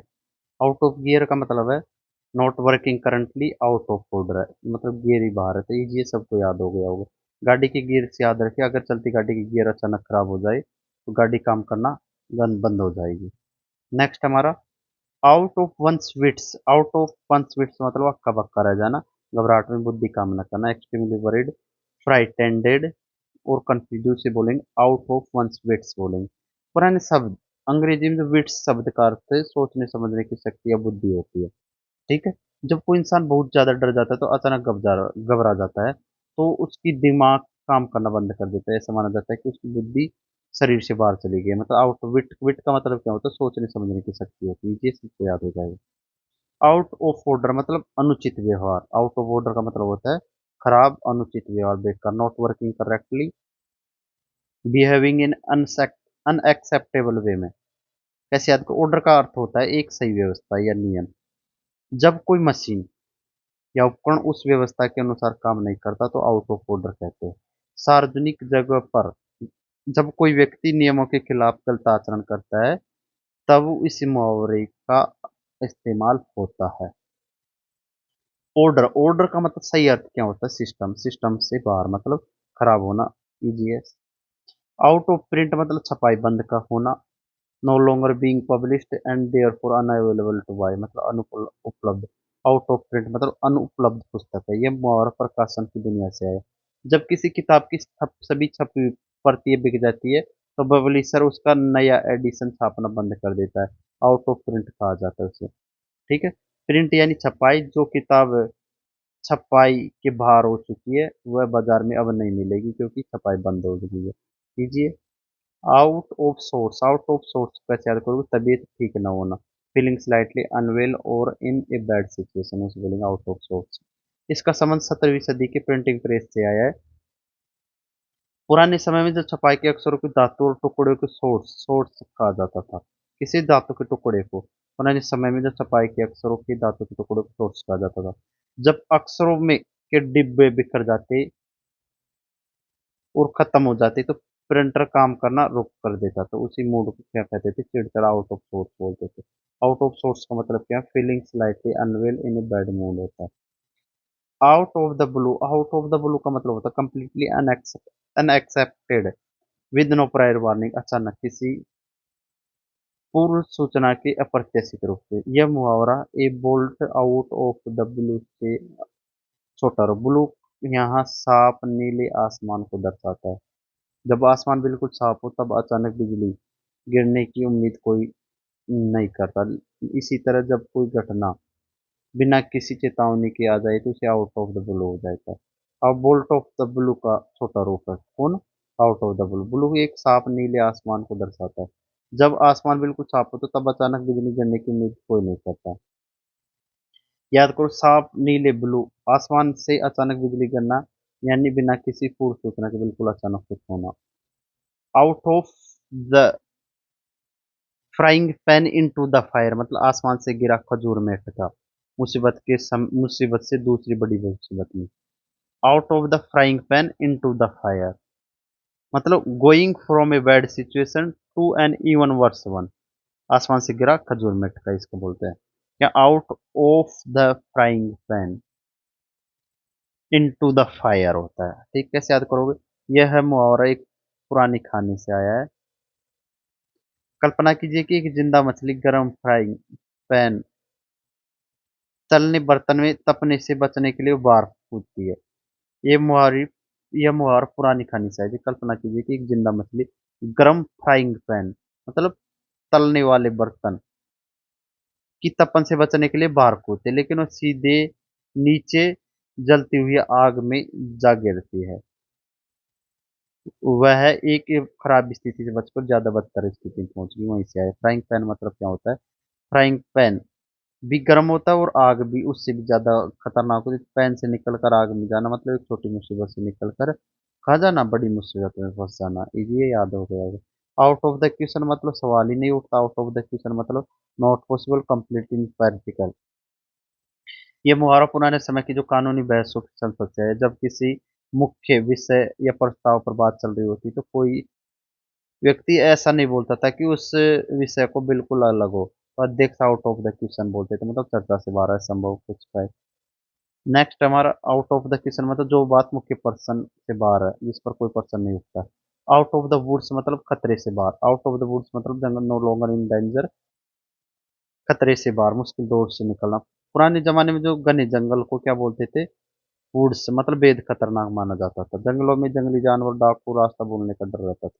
जब कोई यात्री जंगल से सुरक्षित पार करने खुले मैदान में आ जाता था तो वो आउट ऑफ द वुड्स बोलते थे उसे, मतलब वह अब खतरे से बाहर। वुड्स का मतलब भी जंगल होता है, जंगल से बाहर आना मतलब खतरे से बाहर आना। चलते हमने इसका रिवीजन कर, पहला हमारा आउट ऑफ गियर मतलब काम का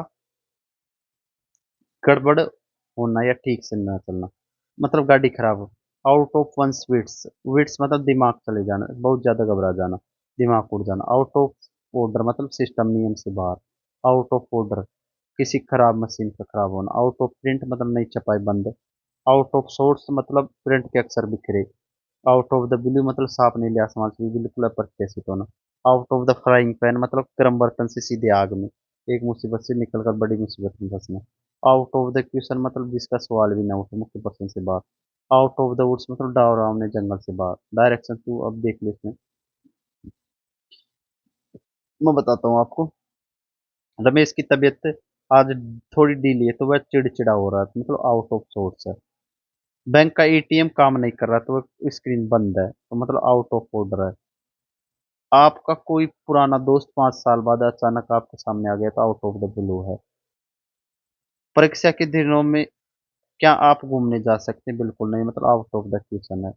मरीज की जान बच गई और आईसीयू में नॉर्मल वार्ड में, आउट ऑफ द वुड्स है। चलते हैं, अब मिलते हैं नेक्स्ट वीडियो में।